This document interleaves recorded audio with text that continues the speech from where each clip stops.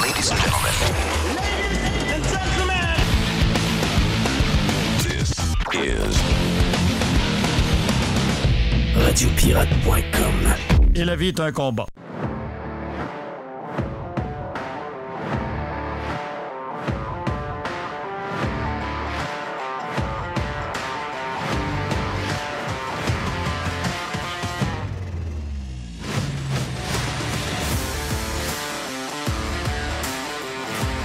OK, Jerry, on est là avec Mr. White en stand-by également, Joe Hamel pour parler d'une tonne de sujets. Jerry va revenir pour faire genre de boursicotage. Un petit boursicotage. Yes, qu'on a présenté sur Prime. Et pour les gens de live également, on a fait le 2/3 pour le live. Et on a fait un petit surplus pour nos amis du Prime. Et on aura également pour les deux gangs, un peu plus tard, le vestiaire. C'est une première pour la gang sur Prime en passant. D'avoir le vestiaire, habituellement, c'était seulement sur le live, donc on va faire les deux. Les semble être du côté de Los Cabos. J'ai pas de nouvelles de Les, donc surprenant, pas de nouvelles. Pas de nouvelles. Pas de nouvelles, ouais, pas de nouvelles du tout. Puis, mais là, vu que Les, le bougonneux, ne sera pas là, on a notre chum, le Dodd, le Dodu, et notre chum Max de danslescoulisses.com pour tantôt. Jerry, life is good, hein? Oui, ça va life très, is très good, bien. life is good. Température un peu plus douce. Ben douce, c'est comme venteux, mais c'est le vent sud-ouest qui amène ces températures plus douces que nous avons actuellement. Donc, l'hiver ne peut pas s'installer. On devrait avoir un peu plus de pluie, par contre, pour la fin de la semaine, genre aux alentours de vendredi. Bon, hey, on commence parce qu'il y a des sujets. Il y en a toujours à la tonne. Au Québec, on est, pour une petite place, on va le dire, là, on est assez spécial. On est capable de trouver une tonne de choses. Puis en plus, rajouter à tout ça, tout ce qui se passe à travers la boule, on peut s'amuser avec beaucoup de sujets. Juste vous dire qu'hier, quand on a fini le live et le prime hier, tout après est sortie la nouvelle comme de quoi que le joueur de hockey Matt Petgrave, donc on va voir, probablement en parler un peu plus tard dans le vestiaire avec les boys, mais le gars a été arrêté, donc pour les gens qui ne le savaient pas, il a été arrêté et la veille, il y avait un match de son équipe à la maison et le joueur en question a eu une ovation debout lors de ce match-là et quelques heures plus tard, le gars était arrêté par la police à Londres. Mais le sujet qui fait jaser un peu tout le monde, puis ça va un peu dans le sujet, c'est l'histoire du match de hockey qu'on a jasé hier avec Régent, puis qu'on a appris avec la conférence de presse un peu plus tard, qu'est-ce qu'il en était. Projet de 5 à 7 millions de dollars, donc de donner pas aux Flyers, mais aux Kings, de l'argent pour venir s'établir à Québec. Est-ce que c'est 4 jours ou une semaine? J'ai vu les deux. J'ai plus vu 4 jours ou 5 jours qu'une semaine. C'est 5 à 7 millions. Ils n'ont pas le montant total. La raison, c'est que j'ai l'impression que finalement, ce qu'on a fait, c'est qu'on a payé les dépenses des Kings et des deux clubs qui vont venir jouer contre les Kings, c'est-à-dire les Browns de Boston et les Panthers de la Floride. Donc, ça inclut les avions pour les 3 clubs. L'hôtel. L'hôtel pour les 3 clubs. Oui. Également la bouffe pour les 3 clubs.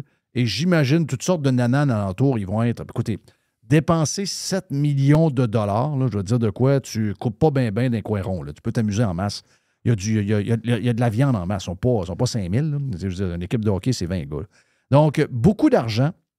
Et moi, je te dirais, Jerry, ce qui me surprend, oui, il y a beaucoup de monde qui se sont levés, toujours souvent les mêmes. Là, c'est les gens qui se lèvent et qui disent « Écoute, ben, ça n'a pas de bon sens. » Dans l'époque où on est, puis je sais où on est, là, je sais qu'il y a des gens qui ont faim en ce moment, il y a des gens qui ont besoin d'avoir un break. Puis moi, c'est drôle, ça arrive dans une journée où j'ai eu un genre de surprise d'impôt un peu imprévu selon ce qu'on avait planifié au début de l'année. Puis ça m'avait mis un peu de travers, cette journée-là. Puis là, on sait qu'on envoie de l'argent de plus au gouvernement. Et le gouvernement prend l'argent de nous, donc les personnes qui gagnent des salaires X puis qui payent des taxes et tout ça. Puis les entreprises également, les petites PME qui essayent de faire des pieds et des mains en ce moment avec tout le stress qu'il y a de l'explosion de toute la matière qu'ils ont besoin pour opérer leur business, le prix qu'ils sont capables de charger aux clients, les employés qui cognent au bureau pour avoir des plus grosses augmentations de salaire parce que la vie coûte cher, etc. Donc, énormément de défis pour beaucoup de monde en ce moment. Puis là, tu envoies l'argent au gouvernement, puis tu dis, le gouvernement va tout faire dans cette période-là. Tu sais, je sais que pendant la COVID, c'était débile, ils ont perdu la tête complètement. Mais là, on est dans une période depuis 6 mois, depuis l'augmentation des taux d'intérêt, depuis l'explosion de l'inflation pour des biens que nous consommons à chaque jour, dont la bouffe, l'essence, donc l'énergie, etc. Tout ce qu'on consomme, finalement. On est dans une genre de crise parce qu'on est imposé au max, on est taxé au max. On se sent pauvre. On se sent on travaille de plus en plus fort, puis on se sent de plus en plus pauvre. Donc, on est dans un drôle de feeling. Donc, on se dit, les gens alentour de nous autres vont faire attention, puis on sait qu'ils abusent, on sait qu'ils prennent des mauvaises décisions, mais ils vont tout faire pour essayer de nous montrer qu'ils sont rigoureux dans l'argent qu'on leur envoie. Mais sacrement, on envoie 7 millions de dollars à des gars, je ne sais pas combien le moins payé des Kings fait. Mais mon feeling, c'est qu'il fait 1,5 million. OK? Le plus payé doit faire 10,5 millions, 11 millions. Sans oublier le propriétaire des Kings. Les Kings cette année. Très bonne équipe. Donc, les Kings ont un propriétaire qui est 14 fois milliardaire. Je sais que milliard, c'est comme un terme qui est dur à comprendre, là, mais c'est 14 000 millions de dollars. En fait, c'est quasiment 15 000, c'est 14,6. Donc, le gars vaut 14,6 milliards de dollars, mon feeling. Si le gars est capable d'avoir cette équipe-là dans le marché, un des marchés les plus riches en Amérique du Nord, si ce gars-là est capable de faire rouler cette patente-là, il est capable de faire un petit nanane quelque part, puis aller s'amuser pour faire un camp d'entraînement, plaire à du monde ailleurs, puis aller s'amuser avec les boys avant le début de la saison, et il est capable de ramasser la facture. Mais qu'est-ce que le gouvernement du Québec fait là-dedans? Qu'est-ce qui est arrivé? Je sais qu'on va en parler tantôt avec notre chum Joe Hamel.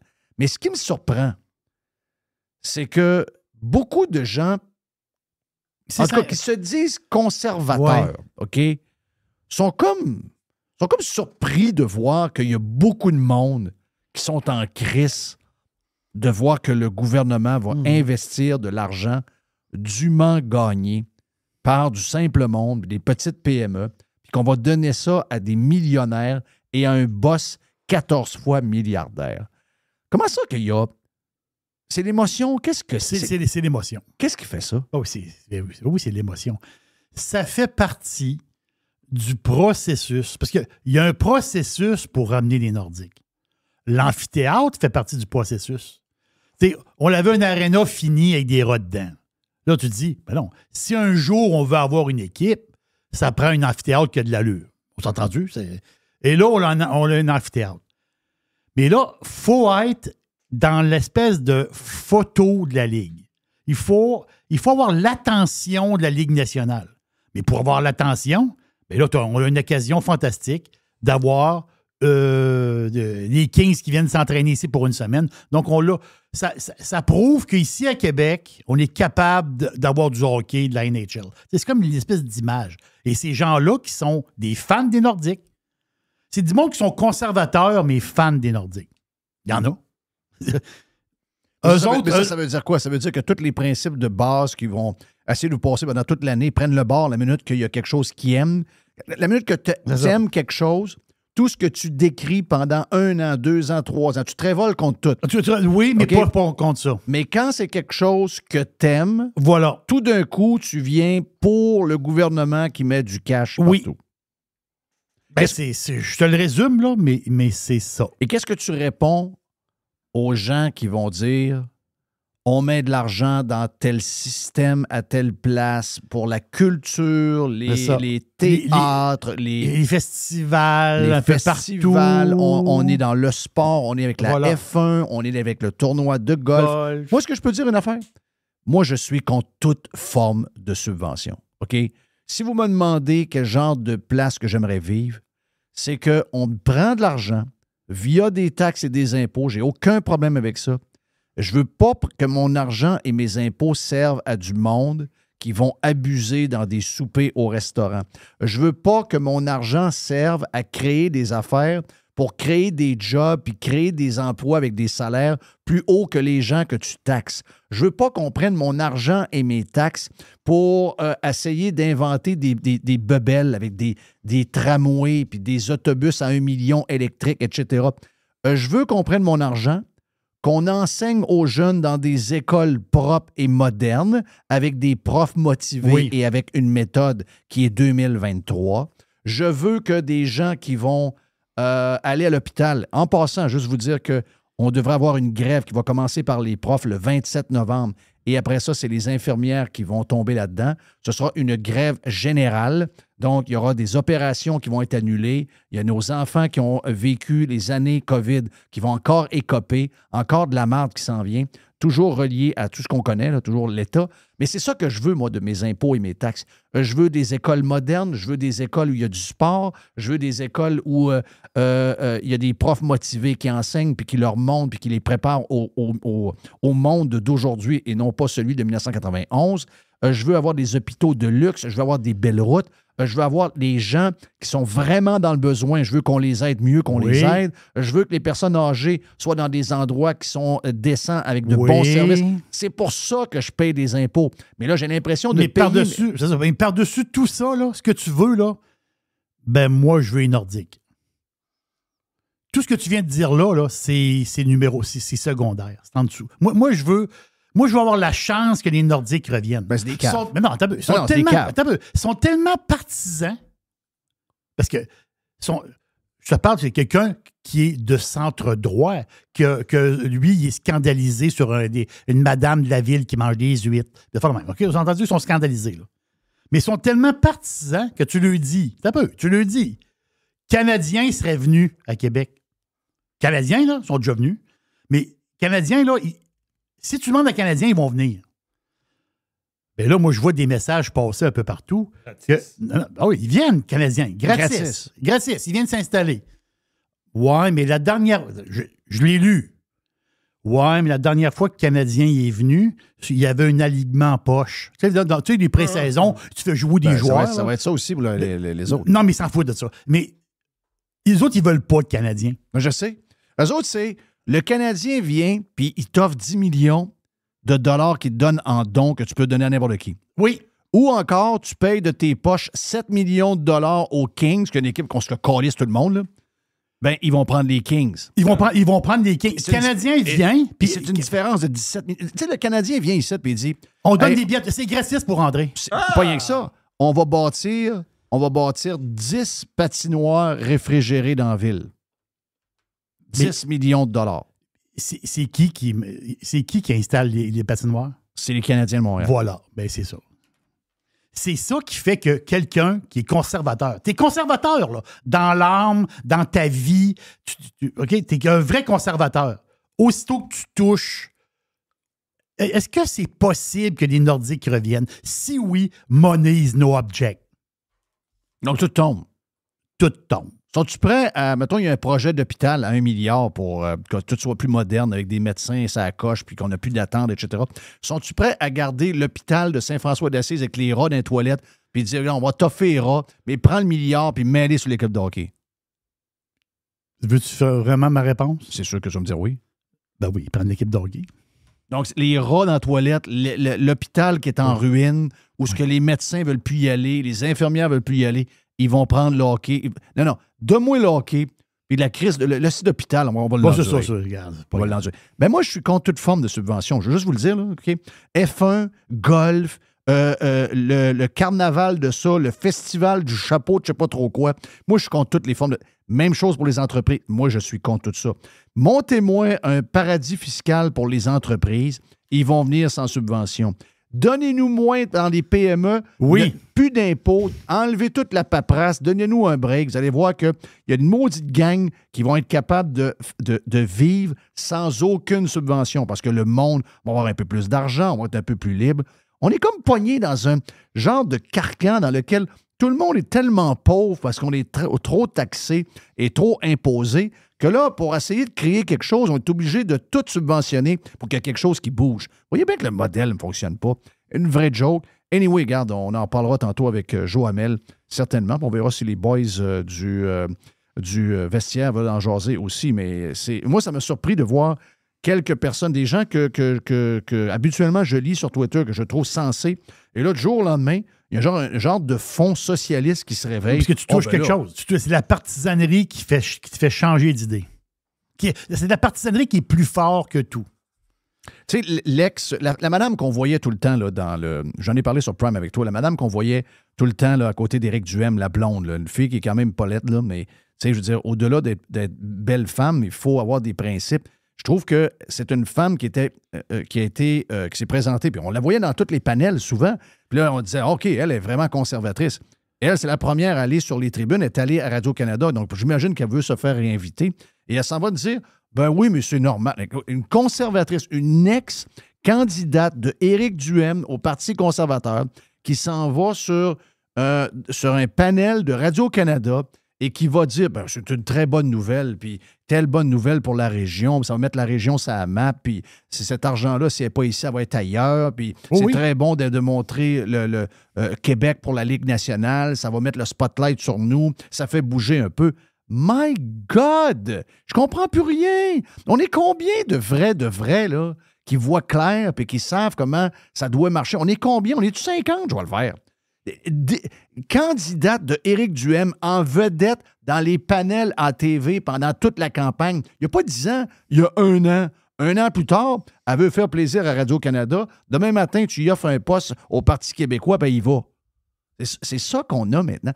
Il va falloir avoir... Tu sais, des fois, on est là, puis on regarde les Albertains, puis on regarde les républicains aux États-Unis dans certains coins, puis on dit, hey, eux autres sont comme... Eux autres sont comme... sont stock-up un peu. Ouais, mais nous autres, on l'est pas assez, là. Nous autres, on l'est pas assez. Nous autres, on est girouettes en tabarnache. La minute qu'il y a quelque chose qui fait notre affaire, puis je dis pas que c'est tout le monde, là, mais j'en vois où j'ai été surpris. La minute qu'il y a quelque chose qui fait notre affaire, tu te bats pendant 1 an, 2 ans, ça crie, ça beuille sur Twitter. Oh oui, telle affaire, c'est dégueulasse, puis les huîtres, puis les ci, puis les ça. 5-7 millions les notes. Ah, ben ça, j'aime ça. Oui, parce que ça va faire. Oui, puis est-ce qu'on peut acheter des billets tout de suite? Oui. On peut acheter des billets là. Mais donc, c'est ça. Ils adorent ça. Ils adorent le hockey. Moi aussi, j'aime le hockey. Ben moi, regarde, je suis un maniaque de F1. Moi, je suis un maniaque de F1. J'en veux pas de subvention pour la F1. On peut perdre la F1. On perdra. Si on n'est pas capable de faire vivre par nous-mêmes, si on n'est pas capable d'avoir un gars assez riche pour produire lui-même la F1, il ira ailleurs, la F1, sacrément. Ah, ouais, mais t'aimes ça. Ça n'a rien à voir. C'est une question de principe. On a des principes en gomme ballon et ça, c'est vraiment, vraiment, vraiment inquiétant. On s'en va vers, justement, Joe Hamel. On va jaser avec lui dans les prochains instants. On a, comme je vous disais, Jerry qui va boursicoter et le vestiaire un peu plus tard sur Radio Pirate Live. En ce mercredi déjà. Oh! C'est notre journée de bouffe pas fine aujourd'hui. Ben oui, c'est le mercredi. Journée de bouffe pas fine. Je vais penser à ça. Je vais avoir faim. OK. I love it. Radiopirate.com. Radio Pirate. Radio Pirate. Making history again. Jerry, t'es prêt pour notre chum Joe Hamel sur Prime et sur Live? Yes. Joe bien installé chez eux, en train de nous jaser de plein d'affaires. J'ai plein de tous ces sujets en ce moment. Regarde, celui que j'aime, c'est le deuxième point que je veux que tu m'expliques parce qu'il y a un grand wording assez... c'est du charabia là, pour essayer de nous dire que finalement, on veut s'attaquer au char, c'est clair. La taxe sur l'asphalte, Joe. C'est incroyable, ça. Écoute, ça vient... Ça, c'est à Sherbrooke, là, la maire communiste. Là, il y en a un qui m'a accroché sur X hier. C'est la première fois que je dis X. Je dis toujours Twitter, là, mais là, je viens d'utiliser le mot pour la première fois. Bravo. La lettre pour Moi, la première aussi. Il dit non, mais là, c'est pas du communisme. Non, ce sont des maires communistes, c'est des collectivistes, c'est des gens, c'est des taker net, c'est des gens qui veulent prendre votre argent pour leur propre pet project environnemental et une de leurs politiques fortes, c'est la guerre à l'auto. Ils vont dire non, il n'y a pas de guerre à l'auto, mais quand on regarde, quand on décrypte leur petit langage de fonctionnaires, on se rend compte que tout pointe vers une attaque sur l'auto en général. Et ça, c'est un autre exemple. En fait, d'ailleurs, c'est un règlement qui est déjà en vigueur, à Laval, je crois. Et c'est l'idée de... Eux autres, ils appellent ça, ils disent, et là, je vais te citer le gars, je pense que c'est le maire suppléant. Oh, c'est vrai, parce que la mairesse de Sherbrooke est aussi en burn-out. Là. Il y en a plusieurs. Ouais, ça, c'est la gang qui veut gérer le climat en passant. Oh oui. Donc, la fille de Chicoutimi braille devant un journaliste. Elle de Chapet, après un feu pendant 3 semaines, n'est plus capable, à Chapet. Puis l'autre à Sherbrooke est en genre de congé fatigué. Ouais, ben. c'est ça. C'est quelque chose, hein, quand même. Wow. Et là, en fait, c'est ça, je te cite le maire suppléant. Il dit, on ne parle pas d'une taxe directement à l'asphalte, mais à l'imperméabilisation des sols. Ça, c'est parce qu'une fois que le sol n'est pas perméable, on l'a vu avec les inondations du printemps, c'est quelque chose qui met de la pression sur notre système. Et là, attends, le meilleur s'en vient. On essaie de combiner des gestes solides et concrets pour l'environnement en même temps qu'aller chercher des revenus pour relever des nouveaux défis. C'est incroyable quand même. Et là, tu vois la twist là-dedans, c'est l'idée que ce qu'on vise là-dedans, c'est des grands stationnements, c'est-à-dire les cours de autant d'industries, mettons des grandes cours de camions que des cours que des stationnements centres d'achat, par exemple. Et eux, ils voient de l'espace pour aller... C'est pour taxer, en fait. C'est des nouveaux revenus qu'ils peuvent aller chercher. Souvent, les propriétaires de centres d'achat, c'est des grandes corporations, des REIT, des fonds immobiliers. Donc, eux, ils voient des gens aller taxer. Ils veulent aller siphonner de l'argent de ces compagnies-là. C'est des grandes corporations, tu sais, les Transforce de ce monde. C'est des gens il y a aussi des petits entrepreneurs, des PME qui vont se faire saigner là-dedans. Mais ce que les villes voient là-dedans, c'est juste un cash grab, encore une fois. Et c'est un autre volet, une autre page dans la stratégie de la guerre à l'auto. Ben oui. Parce que ça présente conceptuellement le stationnement comme une espèce de... Bon, il y a peut-être un aspect là, avec l'imperméabilité. Écoute, je ne suis pas un expert là-dedans. Là, il y a peut-être un aspect, mais qu'on sorte ça un peu du jour au lendemain à un moment où les villes dépensent de plus en plus pour des lubies environnementales comme ça, ben, c'est rien d'autre qu'un cash grab, à mon avis. Beaucoup de choses à passer. J'ai tellement de sujets. Je sais que tu m'en as envoyé, mais j'ai des affaires à jaser, outre les affaires que tu m'as parlé. Puis je suis en train de faire. Je me dis, regarde, on aura quasiment besoin d'une heure, jaser, toi puis moi. Les hausses de taxes à Montréal, j'ai vu vers quoi on s'en va. On avait eu des in de ça. Dans certains secteurs, les hausses sont incroyables. Surtout, c'est des secteurs qui ne sont pas nécessairement très fortunés. Les hausses de taxes. Et à travers ça, il arrive tout le scandale des dépenses. Puis très, très drôle de voir que Valérie Plante va probablement s'en tirer à juste « Oh, je vais payer le vin finalement ». Tandis qu'il y a une autre, elle, qui a carrément sorti, mais est toujours conseillère municipale, là, la madame qui s'est sentie victime de racisme et de misogynie, puis etc., etc. Donc, pour des huîtres achetées à prix de fou.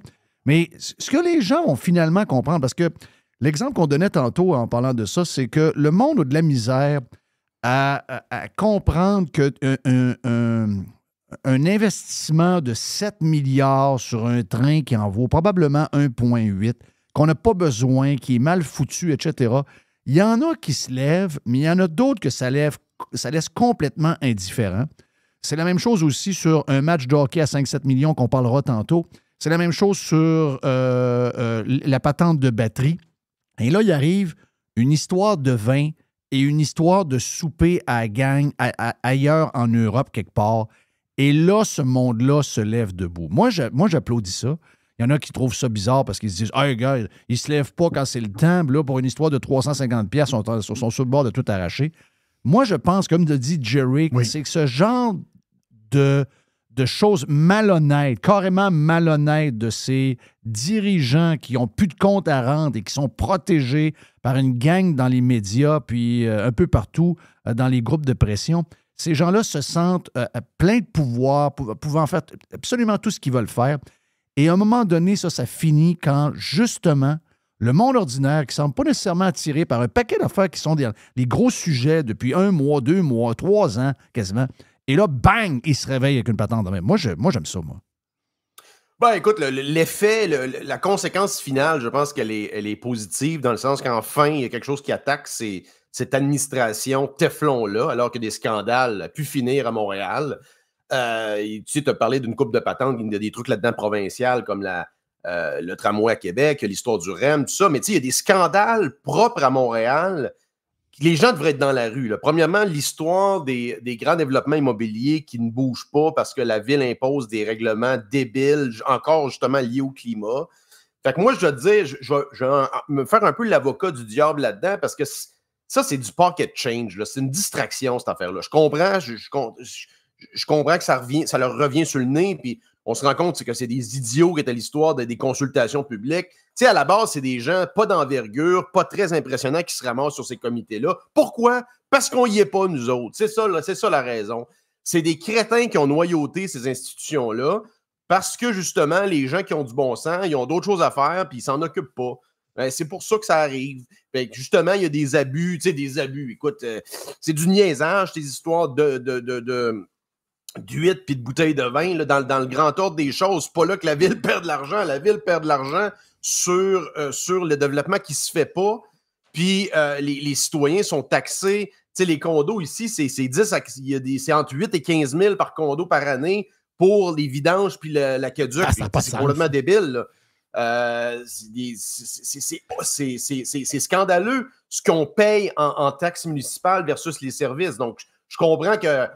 puis là-dedans, il y a probablement une stratégie avec les négociations publiques, puis le but, c'est de montrer que les politiciens servent. Là. Il y a peut-être quelque chose derrière ça. Là. C'est pour ça que les scandales des administrations sortent tranquillement pas vite. Mais tu sais, c'est pas là qu'est l'argent. C'est comme, par exemple, souvent, les conservateurs vont chialer contre... l'aide sociale, oui, je comprends. Là, il y a des gens qui sont aptes au travail, tout ça, mais l'argent n'est pas là. C'est pas là que l'argent est perdu. C'est ça. Là. Mais dans l'imaginaire, tu parles de milliards de dollars, le monde, ils ne savent pas trop ce que c'est. 200 millions, de faire le même. Même les voyages, ça ne dérange pas. Dans le sens que, ils sont allés à Paris, ils sont allés au Mozambique. Ça ne dérange pas trop. Mais là, tu as vraiment le concret. Là. Tu peux voir plus concret que ça. Des bouteilles de vin puis des huîtres. Ça veut dire, moi, j'ai pas d'argent pour m'acheter des huîtres, puis moi, j'ai pas d'argent pour m'acheter des huîtres. C'est ça, les gens, je pense que tu mets le doigt dessus, là, Jerry, les gens comprennent, tu sais, par un exemple, c'est comme l'histoire du jus d'orange à 15$. Voilà, c'est la même affaire. C'est un niaisage. C'est du niaisage, mais ça, c'est du... Mais on tombe vraiment, là, sa table, on va dire. Ouais, moi, sur ma table, j'ai pas d'huître. Ouais, mais puis j'ai pas de bouteille de vin. Mais ça peut partir par du niaisage. Là, on vient de se rendre compte qu'il y a une organisation qui a un budget de 3 millions dans lequel la Ville de Montréal n'a aucun pouvoir. Ça, ce qui est complètement ridicule. Voyons, ça se peut pas. Tu as le pouvoir d'enlever le chèque. Tu as le pouvoir de l'abolir. Tu as le pouvoir de... Oh, mais on n'a pas le droit de gestion. C'est comme un organisme indépendant. De la marde. Donc, finalement, on a bien vu qu'il n'y a pas de muraille de Chine entre les deux. Et là, d'un coup, on se demande, est-ce que cette gang-là, ça vaut la peine? Et là, il y a peut-être un 3 millions qui traîne. Bien, 3 millions, là, si tu en trouves un là, puis un autre là, puis un autre là, peut-être que tu n'iras pas voir le monde et les entreprises pour financer le manque à gagner de 120 millions dans son système d'autobus puis dans ton système de métro. Tu vas récupérer de l'argent que tu as, que tu ne te rends pas compte au bout du nez, que plein de monde qui abuse en ce moment. Oh oui. Qui vole un œuf, vole un bœuf, c'est une vieille phrase, non, mais c'est vrai. Là. Je comprends ton point, puis l'histoire, c'est un budget de 3 millions, tout ça, il y a de l'abus systémique là-dedans, là, puis c'est-tu des institutions qui sont vraiment nécessaires? Mon point, c'est que, tu sais, s'il y a des gens qui... Mettons, tu sais, Valérie Plante fait quoi? Elle fait vrai, mettons, 200 000. Mettons qu'il y a 20 000 de dépenses dans l'année, là, tu sais, c'est vrai quoi? C'est un vrai 10 Fait que, tu sais, il faut vraiment... Tu sais, comme moi, je suis d'accord avec toi, ce que tu disais hier, là, l'idée de tout publier, puis les gens, tu sais, étudieront ça, puis les journalistes, les médias scruteront ça à la loupe, puis s'il y a des affaires vraiment odieuses, tu sais, que dans le fond, c'est payer des vacances sur le dos de la ville. Pour le reste, moi, je m'en sac un peu. Là. C'est pas là qui est... Tu sais, c'est du micromanagement que le citoyen moyen n'a pas, je pense, pas à gérer. Le scandale, c'est vraiment la ville qui est embarquée dans des histoires de folie du climat, qui coûte cher, qui limite le développement, qui se compte par milliards en PIB à la fin de l'année. C'est ça qui coûte cher à Montréal, là. Pas une bouteille de vin, sacrément, là. C'est clair que c'est pas ça. Mais tu sais quoi? Ça se peut que des gens... Tu sais, on les a vus, là, les gens qui ont parlé, c'est pas des gens, je vais pas fin en disant ça, là, mais c'est pas du monde hyper... Ce qu'on a vu dans les Vox Populi, là. C'est pas du monde hyper éduqué. Puis moi, je suis même pas sûr qu'eux autres, tous nos sujets que nous autres, on brasse, vraiment, c'est des sujets qui les stressent. Mais ça, je pense que ça peut les réveiller vers d'autres choses et ça peut nous amener où nous sommes, nous autres. Tu sais, prenons ça comme un genre de levier à dire, Christophe, au moins, il y a un peu de braise encore dans le bedon des Québécois qui réagissent, parce que là, on avait l'impression, Montréal, on l'a vu encore cette semaine, je ne sais pas si tu as vu la vidéo qui traîne là, de 6-7 minutes de cette dame qui s'en va rencontrer pour la 3e fois en l'espace de 7 ans dans son comment s'appelle ça, le quartier? Là, arrondissement. Arrondissement.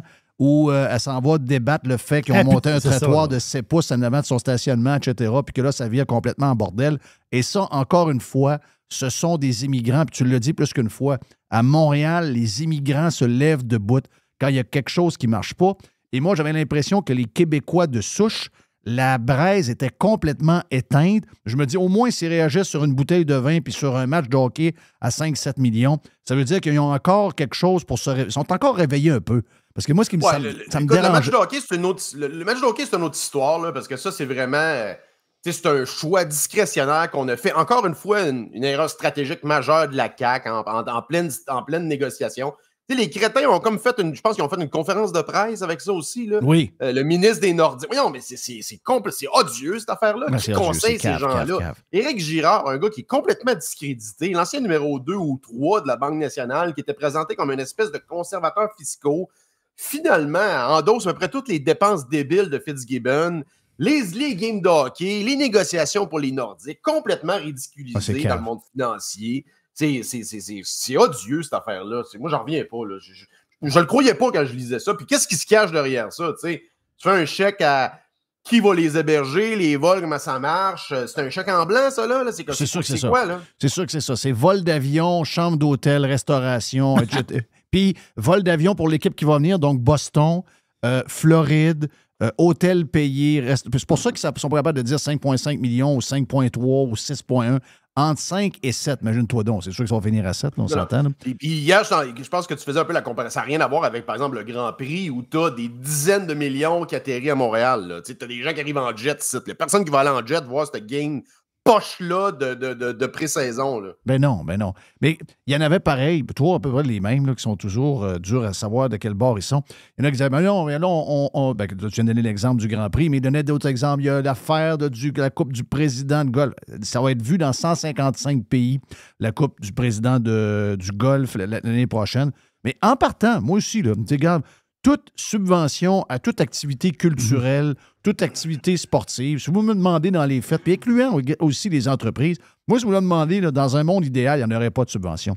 Mais dans un monde comme le Québec, il y a des subventions partout. On commence où? On finit où?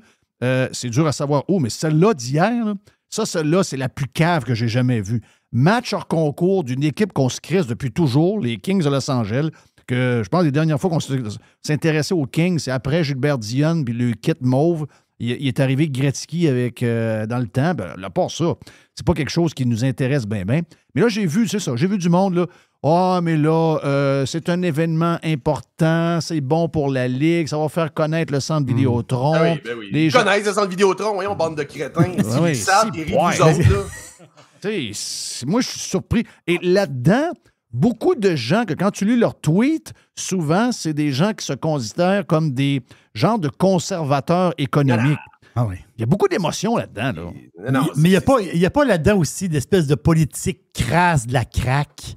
C'est comme c'est des pains des jeux. Là. Ben, oui, c'est ça l'affaire. C'est que là, moi, je dis, si la CAQ rentre solide dans Jean Talon, les Kings n'ont pas une crise de scène. Ben oui, c'est clair. Là, l'affaire, c'est que là, les autres, là, ils veulent se faire beau à Québec. Là, OK, t'as l'affaire. Là, la CAQ veut être beau. Donc là, ils envoient Girard voir Bettman. Ils veulent leur partir la patente. Ben oui. Et le monde va dire, gadon, ils sont intéressés aux Nordiques. Regarde, c'est de la... Ces gens-là, ils n'ont pas de colonne. Éric Girard, qui vaut probablement plusieurs millions. Ben oui. Qu'est-ce qui se fait dire par François Legault puis Koskinen? Ouais, là, Éric... on va t'envoyer à New York voir Bettman. On va te nommer ministre des Nordiques, puis là, tu vas prendre ce dossier-là. Moi, je l'envoie chier, puis je démissionne. Là, ben oui, c'est sûr. Ben c'est sûr. Pourquoi ce monde-là n'a pas de colonne? C'est quoi ça? Tu veux sourire de moi, le ministre des Nordiques, puis il va faire semblant que m'en aller négocier avec Gary Bettman, alors qu'il va arriver là, ils vont jaser 10 minutes. Le gars, il donne sa main partie. Il va payer son café. Non, exact. Tu sais, je pense que c'est un de la gang qui... Il y en a quelques-uns, là, Fitzgibbon, tout ça, qui sont indépendants de fortune, puis qui auraient les... Je pense qu'il y aurait l'indépendance, mais tu te rends compte que c'est des gens peu impressionnants moralement là, et intellectuellement, probablement. Là. C'est très décevant. Tu sais, le Québec King québécois, le monde corporatif québécois, c'est assez décevant en général, là, honnêtement. Le bon livre des derniers jours qui est sorti, tu l'as acheté, c'est le livre de Joanne Marcotte sur le climat. J'ai hâte de voir si le premier ministre du Québec va le lire et va le commenter parce que c'est juste quelque chose qui va peut-être faire réfléchir dans l'autre sens. Puis je pense que le premier ministre a besoin de voir les 2-3 côtés qu'un cube Rubik peut avoir, plus que 2-3 côtés, mais tous les côtés d'un cube Rubik. Mais là, le livre qui va être jasé cette semaine, c'est celui de Catherine Dorion, qui a dit dans le livre qu'elle a pensé défendre le droit des gens de ne pas prendre le vaccin. Excuse-moi, là, ça m'a dit de quoi? Ça, c'est une autre occasion perdue de se fermer à boîte. Si jamais elle le pensait pour vrai, parce que c'est pas levé de bout, moi, je l'aurais pas écrit dans un livre. Là. Non, ben en fait, c'est tout, je pense. Ce qu'elle a dit, ça résume bien, je pense, les 3 dernières années. C'est l'échec et l'effondrement moral de la gauche. La gauche, autant que Catherine Dorion, puis la gauche, Gabriel Nadeau-Dubois, ils se sont fermés, puis ils ont léché les bottes de la CAQ en pleine crise qui attaquait directement les plus démunis du Québec. Oui. Ça, c'est du vrai racisme puis de la vraie discrimination systémique, ce qui s'est passé, là. Enfermer les mères monoparentales de Saint-Michel dans leur logement avec des enfants qui ne peuvent pas sortir et pas avoir d'activité, ça, c'est systémique parce que c'est l'État qui l'imposait avec des policiers qui débarquaient sacrément. C'est ça du racisme et de la discrimination systémique, quand c'est l'État qui le fait directement. Vous étiez où, la gauche, quand c'est le temps de défendre ça? Il y en a. Moi, j'en ai rencontré, justement, dans certains événements du Parti conservateur, des anciens de la gauche qui se sont levés debout, qui ont suivi ceux qui allaient de l'avant pour contester ça, puis qui ont remis en question certaines croyances qu'il y avait avant face aux événements. Puis c'est ça l'intelligence, c'est ça le leadership, puis avoir le courage de ses convictions, c'est ça. On s'est rendu compte que la gauche, autant des médias que des politiciens, c'est des pleutres, c'est des gens qui ne sont pas prêts à se tenir debout pour les supposées valeurs qu'ils prétendent défendre. Moi, ça me donne envie de vomir. Parce que le but de son livre, c'est quasiment de la rendre comme la genre de punk québécoise, la rebelle, l'anticonformiste, anti-institution, etc. Excusez-moi, là, pendant la COVID, retenons ça au moins. On a vu que c'est pas une question de cheveux, c'est pas une question de coton ouaté, c'est pas une question de bottes Doc Martens, c'est pas une sleeve de tatou, ça n'a rien à voir avec ça.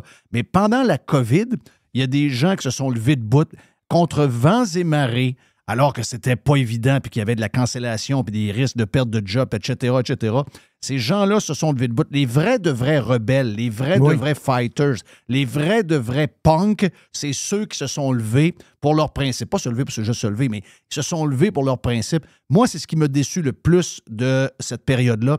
Comme tu le dis, je pensais dans le fond de moi-même que justement QS, c'était leur business, c'était leur core business de s'occuper de ces droits-là et de la clientèle qu'il y avait. Et ils se sont cachés. Elle s'est cachée pendant 2 ans. Elle était en plus c'est son droit, pendant 9 mois en congé de maternité. Donc, sur 4 ans, elle n'a pas travaillé fort. Mais elle aurait pu faire une couple de posts à partir de chez eux, sur Facebook ou sur X, en défendant les droits fondamentaux des gens qu'elle défend. Elle ne l'a pas fait. Et je sais que dans Limoilou, elle n'est pas partie pour rien en passant. Dans Limoilou, parce que moi, il y en a plusieurs qui m'écrivent, des gens qui ont voté QS, qui ont écrit à Catherine Dorion pendant qu'elle était députée. Il y avait des réponses qui étaient envoyées, genre préfète, pré-manché, et il n'y avait rien, aucun travail de fait. Elle a déçu énormément de monde dans son coin. Jeff, un député, là, c'est un législateur dans l'Assemblée législative du Québec, là, qui est une province d'un pays du G7. C'est pas rien, là. Il y en a 125 sur 8 millions, là. Puis là, on a Catherine Dorion, une supposée pas un artiste fini, sans talent, qui vient d'une famille aisée. Mais tu sais, c'est fourni au bout de cette affaire-là. Là. C'est quoi cette affaire-là? C'est incroyable. Puis, écoute, moi, j'avais relevé c'était incroyable. Pendant la pandémie 2021, je pense, fin 2020-2021, j'avais écrit à Antifa Montréal. Ça, c'est des supposés rebelles comme Catherine Dorion. Là. Finalement, c'est du monde qui font du LARPing. Ils ont fait quoi, eux autres, Antifa? Tu te rappelles, c'est quoi? Jerry avait trouvé ça drôle. Le LARPing, là, c'est live action role-playing. C'est le monde qui joue avec des épées de mousse d'impact. Oui, ils sont hot, eux autres. Ça, Catherine Dorion, c'est du LARPing, puis les crétins d'Antifa Montréal aussi. Moi, j'avais écrit, j'ai dit, regardez, avez-vous des activités de manifestation prévues contre le fascisme qui s'installe à Montréal? Et là, il ne comprenait pas, le gars. Il ne comprenait pas ce que je voulais dire. C'est comme la répression policière, l'imposition de mandats de couvre-feu qui, en passant, affectent disproportionnément les plus démunis de Montréal. Oui. Ah non, il y a un Oh, virus, puis là, on va écouter, puis on va suivre les règles. Écoute, je vais retrouver mon tweet, puis je vais Antifa. poster les screenshots. Wow. Antifa Montréal avait le même discours que la santé publique, puis les estis de corporation, puis la Chambre de commerce de Montréal. Voyons donc. Une belle gang, hein? Très belle gang. Hey, juste pour finir, un petit clin d'œil fun. Je veux t'entendre sur le règlement contre les appareils paysagistes. Est-ce que c'est rentré, cette affaire-là, là, que les blowers pour les feuilles au gaz, c'est fini, là? Écoute bien l'affaire. C'est qu'il y a quelqu'un de Ville-Montréal, il m'écrit... parce que les arrondissements plus riches comme ça, je te dirais, comme, tu sais... Ville-Mont-Royal, Westmount, des gens sont restés plus proches de leurs conseillers, puis ils suivent plus la politique municipale, qui est une bonne chose. Là, ils ont passé un règlement de débile, en fait, qui vient de Montréal et qui des autres villes, parce qu'ils suivent toutes ces maires communistes-là. Tu comprends? Ils partagent, ils ont probablement un group chat de comment faire chier le citoyen moyen, puis comment attaquer là, l'auto, puis les appareils à gaz en général, autant des cuisinières que des souffle-feuilles. Là. Et là, en fait, ça, c'est qu'ils ont interdit les appareils. Je pense que je ne sais pas si c'est les tondeuses aussi, mais c'est surtout les souffle-feuilles et les courbe-bordures. Là.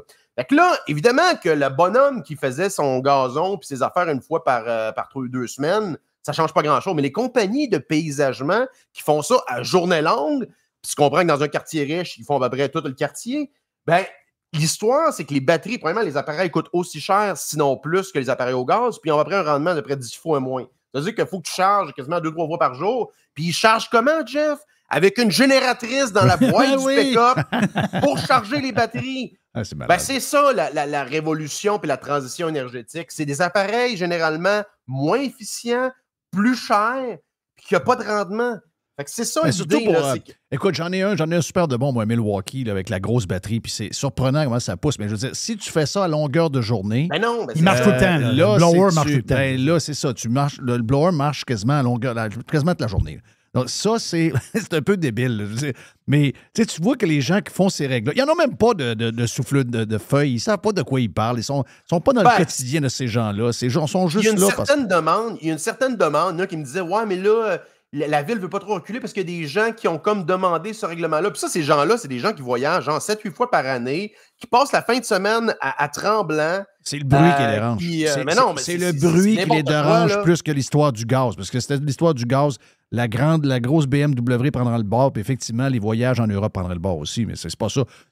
Ils voient une opportunité de descendre le taux de bruit pendant une journée pendant l'été quand les gars arrivent avec le blower. C'est sûr que c'est une patente de même. C'est aussi c'est dans la grande lignée des actions pour le climat là, aussi. Là. Moi, je pense que c'est deux cercles concentriques, là, on s'entend. Là. Mais c'est ça. Écoute, c'est complètement débile. Puis il faut exposer ça. Là. Au final, ça va vous coûter plus cher, ça va être plus long. Puis là, les compagnies disaient « Ouais, mais là, j'ai des clients qui me demandent souvent qu'est-ce que vous faites pour l'environnement? » Qu'est-ce que tu veux que je te dise? Voulez-vous donner un montant pour qu'on offset nos donnez-nous, comme Air Canada, quand tu bookes, là, tu veux-tu donner? C'est qui les crétins qui payent pour ça? J'en viens pas, là. Tu coches, je veux donner 50$. Anyway, cette semaine, tout le monde est en train de checker le volcan en Islande. Puis, si jamais il se met à faire des pets, tout ce qu'on a fait comme geste depuis quelques années, les sacs d'épicerie, les pailles, les fourchettes en plastique, la taxe du carbone, tout ce qu'on a fait va tomber de même en l'espace de quelques minutes. Tout ça sera anéanti par un pet de volcan. Donc, c'est pour vous montrer comment on est dans la folie. Remarque, Jeff, qu'il n'y a jamais personne, parce que ces gens-là qui poussent ces règlements-là, dès que tu les confrontes avec des faits, des questions factuelles, ces gens-là s'effondrent. Là. Ça va être quoi l'impact concret de ce règlement-là sur le climat planétaire ou du moins sur l'atmosphère à Montréal? Même chose avec, par exemple, l'interdiction des cuisinières au gaz naturel. Ces gens ne sont pas capables de répondre. Pourquoi? Parce qu'ils n'ont pas de réponse. Tout ça, c'est un débat abstrait qui projette constamment dans le futur. Puis je pense que c'est l'essentiel du livre de Joanne Marcotte, qui cite beaucoup d'experts qui ont essentiellement ce discours-là, qui dit en général que oui, le climat, c'est potentiellement un enjeu, mais la question, c'est pour mitiger ce risque-là, qu'est-ce qu'on est prêt à investir?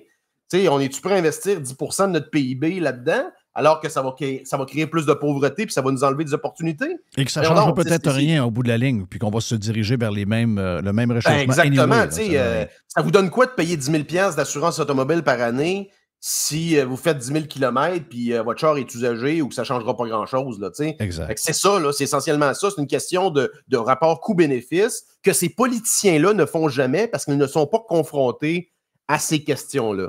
Jamais il répondrait à aucune de ces questions-là. Thank you, Joe. Joe Hamel, J. Hamel sur X, si ça vous anciennement Twitter, ça vous tente de le suivre. Mon nom est Jeff Fillion. Dans un instant, Jerry est là pour les gens sur Live. Et sur Live et Prime, un peu plus tard également, Le Vestiaire avec Dodu et Max. Come on, boys! Pirate. Radiopirate.com 100% Jeff Fillion. Here we go. Moi, je fais pas de recommandations.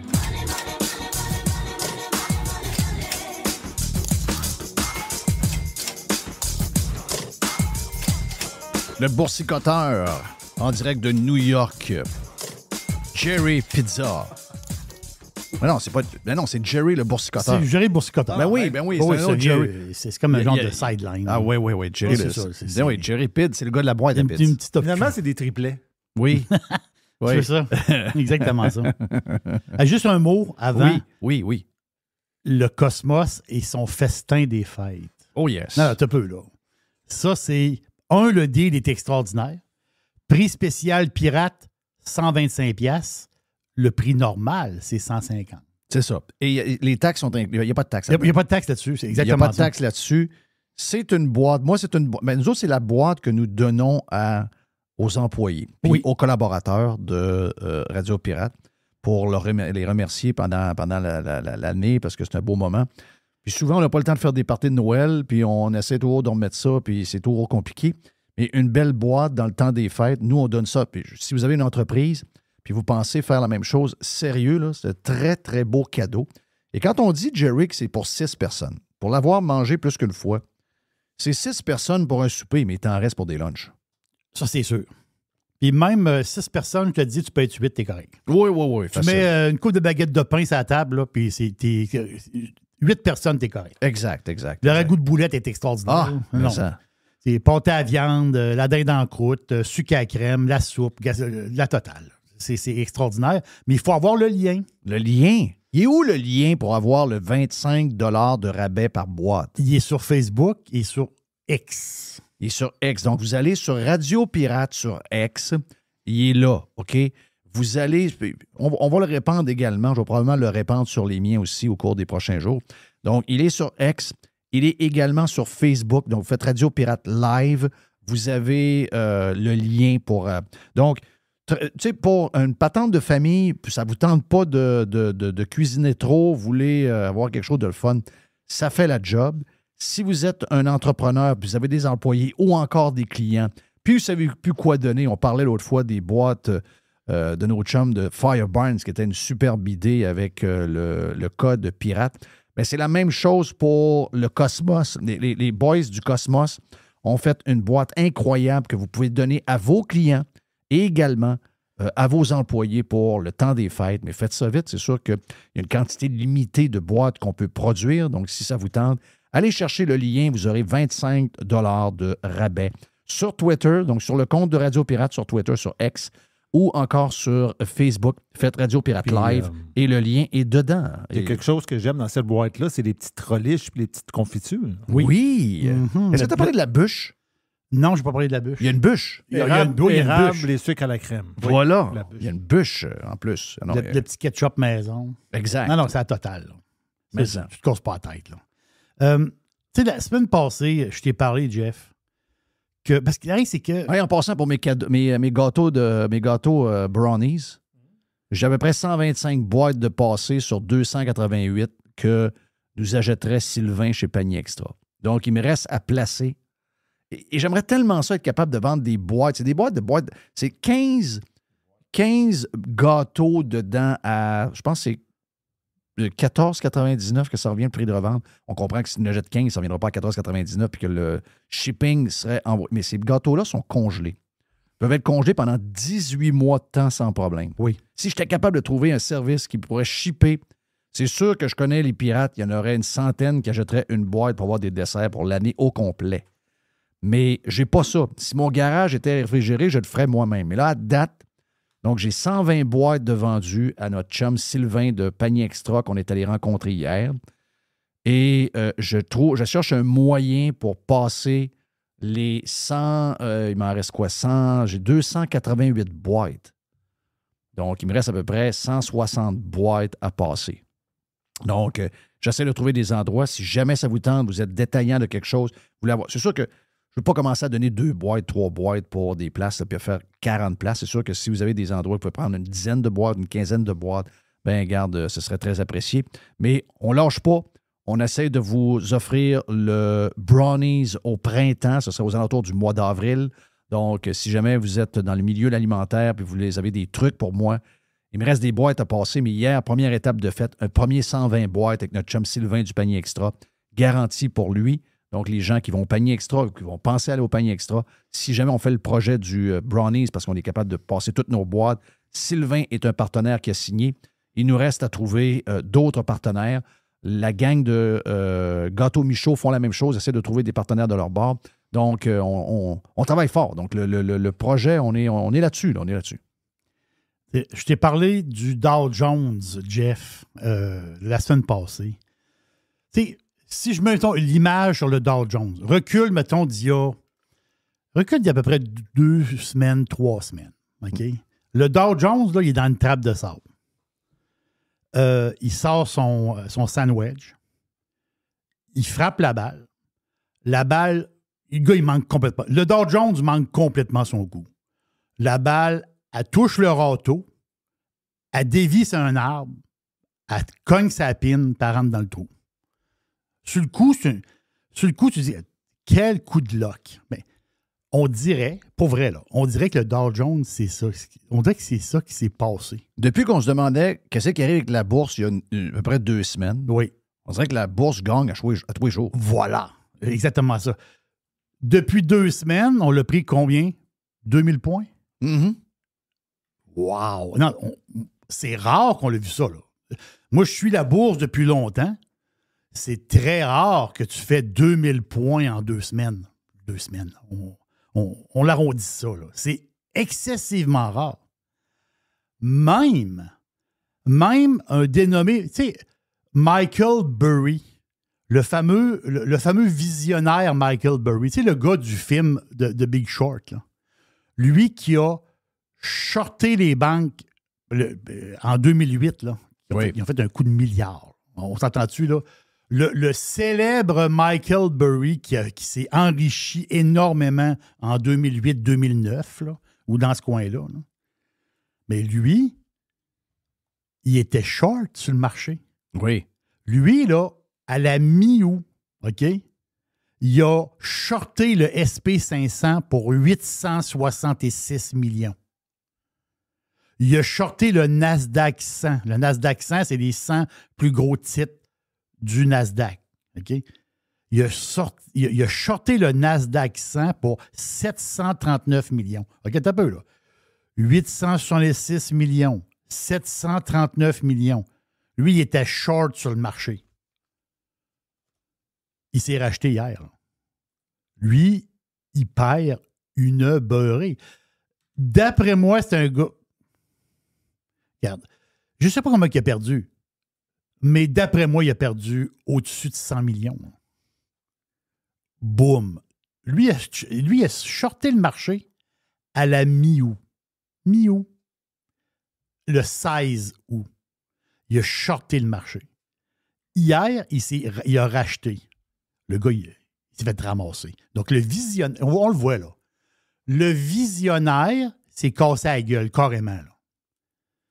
Parce que ça, on a la preuve évidente. Puis on l'a eu là.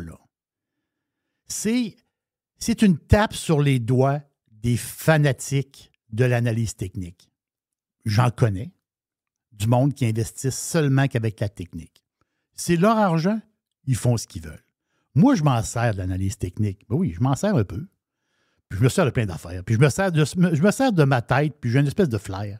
Tu vois, à un moment donné, je sais pas pourquoi, il y a des chiens qui ont plus de flair que d'autres. Tu sais, il y a un chien qui est assis, il est couché à terre, là, puis il regarde l'horizon. Puis Puis l'autre est couché à terre, puis il voit le canard au fond. Il y en a un qui voit le canard, puis il le sent, puis l'autre, il ne voit pas le canard. Le canard, il est quasiment dans le dos, puis il ne s'en rend même pas compte. Mais le flair, ça s'aiguise, mais le flair, il y a du monde qui ont zéro flair. Moi, j'ai un peu de flair. Juste une petite affaire. Mais je prends un peu de technique là-dedans, un petit peu de fondamental là-dedans, puis je tripote un peu à la bourse. Là. Je m'amuse, on s'amuse. Mais Burry, lui, il ne s'est pas amusé. Là. Lui, il s'est fait ramasser. Puis il s'est couvert hier. Mais c'est un gars entêté. Burry. Il a remis ça hier. Parce que son fonds, qui s'appelle le Sion Asset Management, hier, il a shorté. Il est reparti, là. Il s'est couvert sur le SP500. Il s'est couvert sur le Nasdaq 100. Là, il est reparti. Là, il a pris 13 positions short dans les semi-conducteurs. Oh boy, oh boy, oh boy, oh boy, oh boy. Non, attends un peu, là. Là, lui, il a shorté à l'os Nvidia. Une des grandes vedettes boursières depuis un an. Mais ça. Alors, Nvidia, c'est une méga star.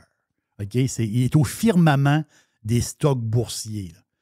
Et qui a embarqué short hier dedans? Burry! Donc, tabarouette. Lui, il short les semi-conducteurs à la planche. On se reparle dans 3 mois. Je ne sais pas qu'est-ce qui va se passer. Ça se peut que... Est-ce que ça se peut qu'il ait raison? Peut-être. Ça se peut qu'il ait raison. On ne le sait pas.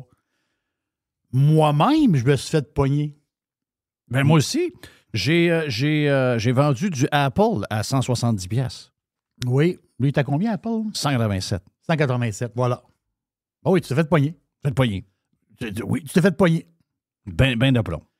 Moi, je me suis fait pogner parce que moi, je regardais le graphique. Et quand je te dis la sortie de trappe miraculeuse, là, parce que le graphique, là, c'est évident. C'était évident qu'on s'en allait dans un... Le mot crash n'est pas bon. On s'en allait dans une petite pas pire, moyenne correction du Dow Jones. Là. C'est là qu'on s'en allait. Là. Les indicateurs, okay, les moyennes mobiles, il y avait un baiser de la mort qui allait se faire sur le graphique et on descendait de 4-5 000 points, à peu près, grosso modo. Oh, c'est là qu'on s'en allait. Burry l'avait vu, lui. Burry l'a vu. Mais il est arrivé le miracle. Le coup de wedge, la balle touche le râteau, cogne sur l'arbre, va pogner à pine puis tombe dans le trou. C'est ça qui s'est passé depuis 2 semaines. Un pur miracle boursier. Là. Pur miracle. Regarde, je suis à la bourse depuis longtemps. Là. J'ai pas de mémoire trop de tout le passé, là. Mais c'est dans le top 3 des grands comebacks boursiers. Là. On a vécu un là dans les 2 dernières semaines. Là. Complètement sauté. Là. Et là, comme je vous Je pose la question de clairvoyant. Est-ce que c'est solide ou dans le sens qu'on embarque ou c'est pas un bon timing pour embarquer? Moi, hier, je me suis... Moi, j'ai acheté du FAS. Autrement dit, j'ai acheté un fonds qui parie, en parenthèse, sur la baisse du marché. Moi, j'ai acheté du FAS et j'ai perdu 400 US en 1 semaine. Moi, je suis un petit joueur. Je ne suis pas Burry, mais je suis un petit joueur. Moi, j'ai perdu 400 pièces US depuis sur la... Moi, j'étais par en bas, puis ça a monté. J'ai perdu 400 US, j'ai vendu hier. Mais là, j'ai le goût de rembarquer. J'ai le goût de reshorter d'une manière. J'ai le goût. Trop fou. Trop fou de cette hausse-là. Mais on peut se brûler encore. Mais tu as le goût d'embarquer dans la montée? Non, dans la descente. OK. Oui, de retourner dans la descente. Toi, tu penses que ça va se remettre en descente? Oui, moi, je pense que ça va... Ben, si je regarde le graphique, c'est pas si solide que ça, parce qu'il y a des gaps qui se sont ouverts. Donc, c'est moins solide qu'on pense. Mais ça montre quand même qu'il y a 2 marchés. Là. Le marché canadien et américain, on est dans 2 places complètement différentes. Là. Le marché canadien, c'est beaucoup plus les ressources. Non. Je te parle que la bourse américaine, c'est un genre de gauge. Il y en a qui vont dire que c'est toujours un peu à l'avance. C'est un genre de gauge sur l'état de l'économie américaine. Donc, si on regarde les 2 dernières semaines, on a comme le feeling que l'économie américaine ne vivra pas de récession en tant que telle avec même l'inflation. C'est L'inflation qui a baissé encore hier pour les Américains, passé de 3,7 à 3,2 pour le mois d'octobre. Donc, eux autres, ils se seraient sortis du marasme dans lequel on est, parce qu'eux n'ont pas, oui, les maisons augmentées, mais ils n'ont pas le problème que nous avons avec l'habitation, ils n'ont pas les problèmes qu'on a avec une inflation qui est en perte de contrôle. Et nous autres, rajoutent à ça qu'en raison des impôts et des taxes élevées, le Canada et surtout le Québec, c'est un endroit où on a un très petit pouvoir d'achat, là. Donc, l'inflation a une incidence énorme sur comment l'économie va aller, parce que l'argent discrétionnaire, on l'a pu. Donc, c'est rare. On l'a vu en 2008, quand les Américains ont toussé très, très fort avec l'immobilier en 2008, puis que le Canada avait plus ou moins toussé, on avait été épargné de ça. Mais ce que je veux dire, c'est que j'ai l'impression qu'on est en train de voir 2 mondes, même si on est à côté, même si on est des partenaires. J'ai l'impression que le Canada et le Québec s'en vont vers une récession, je ne voudrais pas dramatique, mais probablement une bonne correction en raison de l'immobilier, puis que les États-Unis s'en vont ailleurs. Et ça peut faire mal. Oui, ça peut faire mal. Ça peut faire mal. Jim Cramer parlait de soft landing hier. Donc, c'est lui, ça qu'il disait. Lui, il est très bullish sur le marché. OK. Très épeurant. Mais tu parlais du TSX. Je parle de la bourse là, en tant que telle. Là. Canadienne? La bourse canadienne. On a commencé l'année à 20 000, puis on était à 20 000. Donc, c'est un peu le portrait du TSX. Là. OK. Mais regarde, vois-tu, lui, il reflète l'économie canadienne. C'est exactement là où on est. On fait du surplace. On ne sait pas trop où on s'en va. Ça viraille un peu. Puis, sais-tu quoi? J'ai l'impression que l'économie canadienne ne repartira pas tant qu'on n'aura pas des bonnes nouvelles, c'est-à-dire de voir Justin Trudeau prendre son stock puis crisser son camp du Parlement canadien. Justin Trudeau qui se fait ramasser par le boss en Israël. Là. Wow! Netanyahou? Oui. Vous avez vu les photos? C'est très bon, la photo. On voit Netanyahou dans sa vingtaine en tant que fighter, gars de l'armée, super shape, gars, un vrai de vrai alpha. Et tu vois les photos dans vingtaine de Trudeau en blackface. Mais Netanyahou, il y a 4,3 millions de vues, le message qu'il a adressé sur Facebook à Justin Trudeau. Justin Trudeau, pour les dirigeants du monde entier, ce gars-là est un pur idiot. Pour moi qui le dis, là, c'est la réaction. On voit comment ces gens-là, ils font la leçon à tout bout de champ en disant « Hey, Tipette, tu comprends pas, on va te l'expliquer, moi. » Le gars, il a expliqué. Parce que, tu sais, on ne sait pas trop, hein. Il est obligé de prendre pour Israël, mais en même temps, ils font très attention. Anyway, regarde, c'est un autre sujet. Quoi d'autre dans le boursicotage, mon ami? Juste venir sur ce sujet-là, le SP500 a commencé l'année à 4 000, puis là, on est à 4 500. Donc, tu vois la différence entre la bourse canadienne et la bourse américaine. Exact. Donc, tu avais raison. Hey, je t'avais glissé un petit mot de la semaine passée sur Celsius. Tu sais, les boissons énergisantes, là. Je t'avais parlé du split, mais le split, c'était aujourd'hui. On est le 15. C'est aujourd'hui le split. Donc, le stock qui était dans le coin de 150 quelques piastres, ou grosso modo, là, hier, il a baissé un peu. C'est normal, c'est normal. Quand tu vas dans un split, il y a toujours une baisse. Là, en ce moment, il va rouvrir dans le coin de 53, 54 piastres, grosso modo. Donc, mon histoire de la semaine passée, vous pouvez je ne vais pas le refaire. Là. Mais c'est une histoire intéressante. Donc, dans les stocks les plus hot depuis 20 ans, il y a le breuvage, c'est le numéro 1. Là. C'est Monster Beverage. Le stock le plus raidé depuis l'an 2000. C'est Monster. Quand vous allez à l'épicerie, vous achetez une Monster, là, pensez à ça. Là. Ça, c'est la quoi. Si vous avez mis du fric là-dedans, là, pas beaucoup de fric, là, t'es millionnaire. On s'entend-tu, là? C'est toute une ride, là. Est-ce que mon histoire est-ce que c'est le futur Monster? C'est la question qu'on se pose.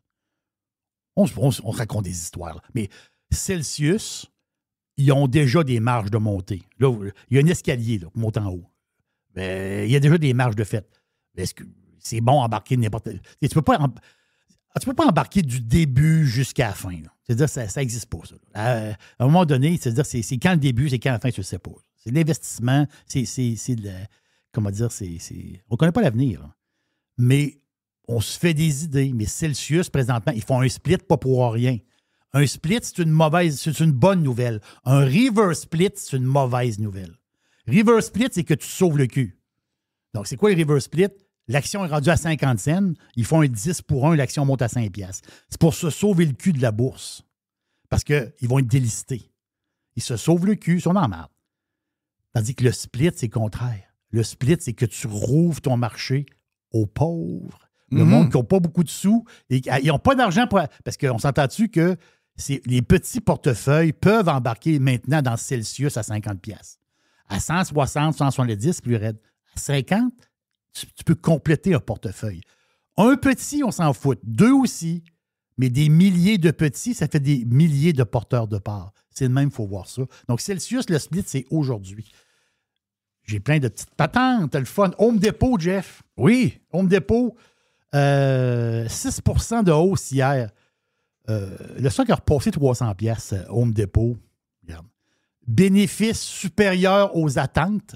C'est une surprise, le Home Depot, en réalité. Mais ce qui a drivé le trimestre, c'est, j'ai aimé l'expression, c'est les petits travaux à petite échelle. Oh! Ça veut dire quoi? Pas de grosses commandes, tu sais, veut dire de grosses rénovations, mais beaucoup de bisounage. Beaucoup de bisounage. Donc, oui, des gros projets, mais beaucoup de petits bisounages. Donc, c'est ça qui a drivé c'est excellent, là, les résultats de Home Depot. La fait, c'est que les prévisions de vente annuelle de la compagnie, la compagnie, en début d'année, je pense qu'il disait que cette année, 2023, il y aura une drop de 5 %. Là, ils disent, bon, ça ne sera pas 5, ça va être 3 % à peu près. Donc, tu vois, c'est moins pire qu'ils pensaient chez Home Depot. Puis, c'est good pour eux autres. Là. Puis, un genre de blue chip au Home Depot. C'est un blue chip. C'est un blue chip qui te montre beaucoup l'état, lui aussi, d'économie. Exactement. On s'entend là-dessus. Exactement ça. Hey, thank you pour le bout sur le live pour le boursicoteur avec Jerry. Et on poursuit sur Prime pour les membres de Radio Pirate avec un peu plus de boursicotage. Et on a également, pour les membres, on aura le lab de Mr. White.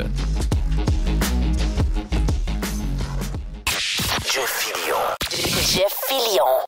Through the center zone for Montreal. The pass across. They score! Go, go, go!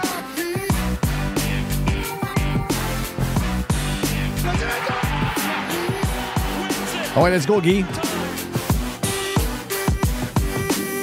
Il dit qu'est-ce qu'on va dire aux journalistes? J'ai dit, dis-leur ce que tu voudras, Chris. Moi, je crisse mon camp.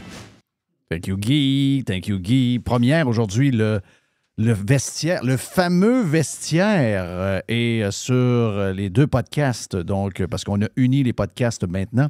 Donc, Prime et Live, on a la chance d'avoir. Donc, si on défonce dans le timing du live, il est possible que ça continue un peu dans le Prime. On verra comment ça se passe. Si les gars sont intéressants, mais s'ils sont comme d'habitude, d'après moi, après 20-25 minutes, on est correct. Donc, ouais. surtout que le gars sage de la gang n'est pas là. Les est à Los Cabos, complètement perdu, incapable de répondre à aucun de ses messages. J'ai envoyé des images de mon cabanon en fin de semaine avec ses matériaux. Pas capable de me répondre, donc j'imagine qu'il y a... Ouais, mais laisse puis la technologie, c'est pas souvent... Des fois, c'est pas facile. Là. C'est vraiment pas facile. Ouais, mais là, s'il envoie un messenger, tu dis, voyons, il check jamais son cellulaire, lui. Non, à Los Cabos, il n'y a pas de messenger. Là. C'est WhatsApp. C'est WhatsApp? Oui, il faut que tu le rejoignes sur WhatsApp. Oui. Toutes les belles filles sont sur WhatsApp. C'est quoi ça, Jerry? Tu nous reviendras. Ben oui. Il va dire quoi? C'est quoi? Bonjour. Mais, WhatsApp? Ouais, WhatsApp. Mais j'ai trouvé ça... écoute, je suis obligé de te dire que j'ai peut-être j'ai des influences sur Les. Les n'a pas amené son sac de golf à Los Cabos parce qu'il a regardé les prix des terrains de golf et il dit « J'ai pas le moyen de jouer dans aucun terrain de golf. » Ça ressemble à combien, mettons? J'ai 400-500 US. Combien? 400-500 US. T'es pas sérieux? Ouais. Bon, j'imagine que c'est sûr qu'en Canadien, ouais, c'est ça. Ça fait cher. Là. Ça fait cher pour une game de golf. Puis si tu joues mal en plus, c'est T'es comme stressé sur le premier tee. Tu dis, mais c'est ça. Ben, je viens de payer 500 US pour jouer. Chaque fois que tu Mais en fais la même balle, temps- ça te coûte 20 piastres. Ouais, mais en même temps, plus que tu fais de coups, moins ça te revient cher du coup. C'est ça, Faut voir exact. Faut voir ça de même même. aussi. Hey, tiens, je vais parler aux golfeurs avant de commencer les autres sujets. Je sais même pas si... Oui, j'ai des sujets ici. As-tu écouté Netflix hier, mon ami Dodd? Oh yes! Quel est J'ai trouvé le bilan de ce que tu as vu? Parce que c'est une première pour les gens. C'est que c'est une pratique qu'ils ont faite là hier. Ça annonce le futur. Live a présenté un événement en direct de Las Vegas avec 4 gars de la PGA, 4 gars de la Formule 1 pour faire un genre de happening de golf. C'est une patente de brosse un peu, là. Mais outre ça... Du Netflix Live. Netflix Mais Live. c'est une première? C'est pas une première pour un show d'humour qu'il y a déjà eu. OK, je comprends. Mais pour un événement sportif, c'était une première hier et je pense que c'est le début de quelque chose de gros. Moi, j'ai écouté ça avec ma blonde. Je sais que tu l'as écouté avec ta blonde aussi. Oui. Nos blondes ont aimé ça. Donc, j'imagine que le but a été atteint. Puis moi aussi, j'ai aimé ça parce qu'il y avait une couple de gars cool là-dedans. Les gars des F1 étaient un peu stock-up un peu, là, mais Ricky était le fun. Justin Thomas était le fun. Il y a eu des affaires le fun. Donc, des bonnes choses à retenir de ça. Puis, comme je dis, si nos blondes aimaient ça, ça devait être divertissant un peu. Ben oui, puis le plus drôle là-dedans, c'est que moi, ma blonde est à Vegas en ce moment parce qu'elle avait un trade show pour la job. OK. Fait qu'elle m'envoyait des vidéos, puis elle m'envoyait même une vidéo de la Sphere, là, qui ont mis l'emoji qui regardait la balle de golf aller. La photo était écœurante. Justin Thomas frappe sa drive, puis t'as la grosse sphère en arrière avec les gros yeux qui regardent. Tu dis, oups, tu viens de la shanker un peu là, mon Justin. C'est très solide. Mais est-ce que mais tu sérieux, es en train de dire que ta blonde était à l'événement? Non, elle était à Vegas, mais elle n'était pas allée à prenait l'événement. les photos de la boule, puis vu qu'elle la voyait avec les affaires de Netflix. C'est ça. Oui, OK. puis c'était sa première fois là-bas. Puis, tu sais, même moi, je suis jamais été là. J'ai jamais été à Vegas. Puis, fait qu'elle m'envoyait des vidéos de la track d'F1 puis tout ça. Je pense qu'elle aimait ça. Mais c'est sûr, des fois, en tout cas, moi, ma blonde géographie, des fois, elle pensait que c'était... Elle dit, j'aime pas New York, j'aimerais pas Vegas. Je vois pas exactement. Non, c'est pas pareil. Non, c'est ça. Non, on a fait un petit cours de ça hier soir, là, mais Jeff, moi, j'ai trippé au bout pour la seule et bonne raison. C'était loin d'être parfait, là.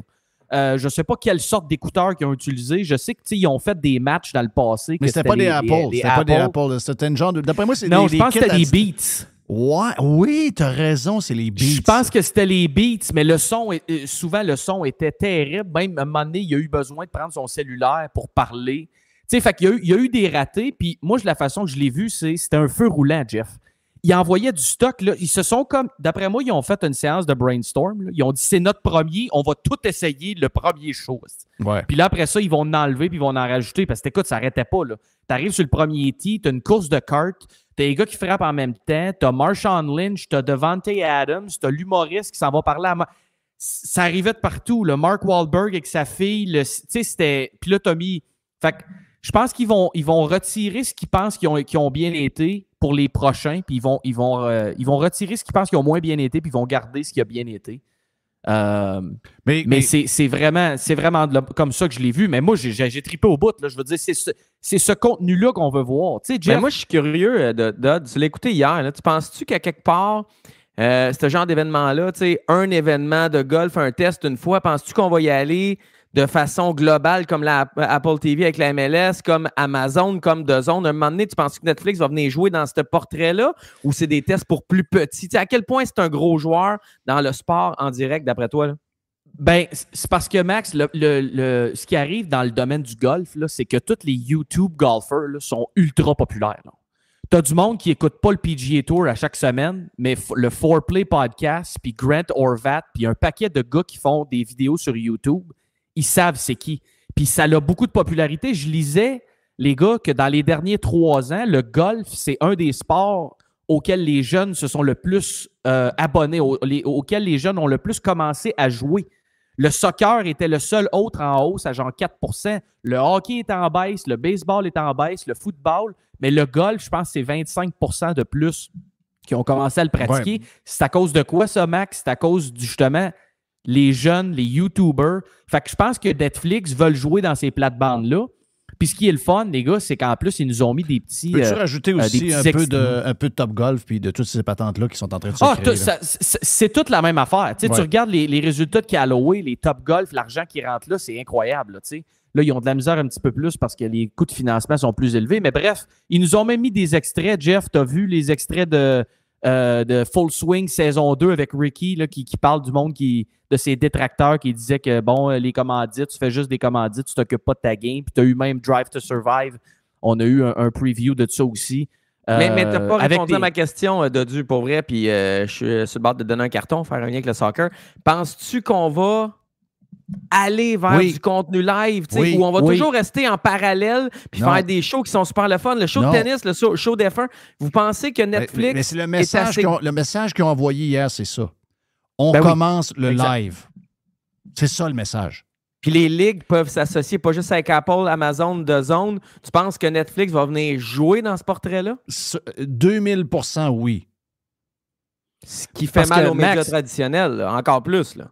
Oui, mais on s'entend. Là, c'est parce que tu as des contrats dans toutes les ligues. Tu as des contrats en place pour les droits de télédivision, Max. Mais moi, si je suis Netflix, là, je veux jouer dans ce game-là. Là. Si je suis Apple, je veux jouer dans ce game-là. Là.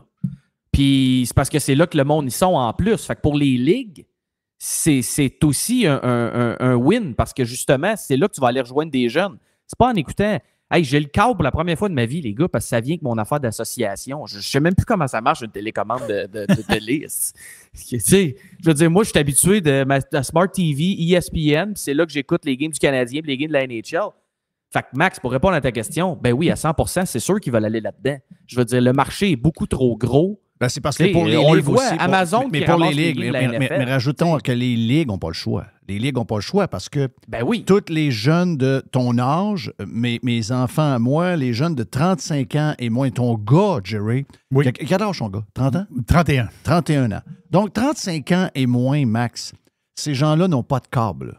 Non, ils n'ont pas de câble. Non, je suis d'accord. Puis mon kid, la même chose. Ils ne regardent pas le câble. Mais mon point, c'est que je n'étais pas convaincu que Netflix allait venir jouer dans ce game-là. On le savait pour Apple, on le savait pour Amazon, mais on rajoute un autre streamer légal qui vient jouer là-dedans. Fait que ça rajoute encore du poids au modèle non traditionnel, puis ça fait encore plus mal au modèle traditionnel. Le modèle traditionnel, c'est fini. Il va falloir arrêter d'en parler. Là. C'est juste... Là, on parle d'une mort lente. C'est comme si... On parlait à tous les jours de quelqu'un qui a un cancer du poumon puis qu'il est sur le bord de mourir d'ici 2 ans, puis on sait qu'il va mourir. Tu sais, à un moment donné, on sait qu'il va mourir. Je veux dire, concentrons-nous ses enfants alentour, sa femme qui est en santé, etc. On ne peut pas parler de son cancer tout le temps.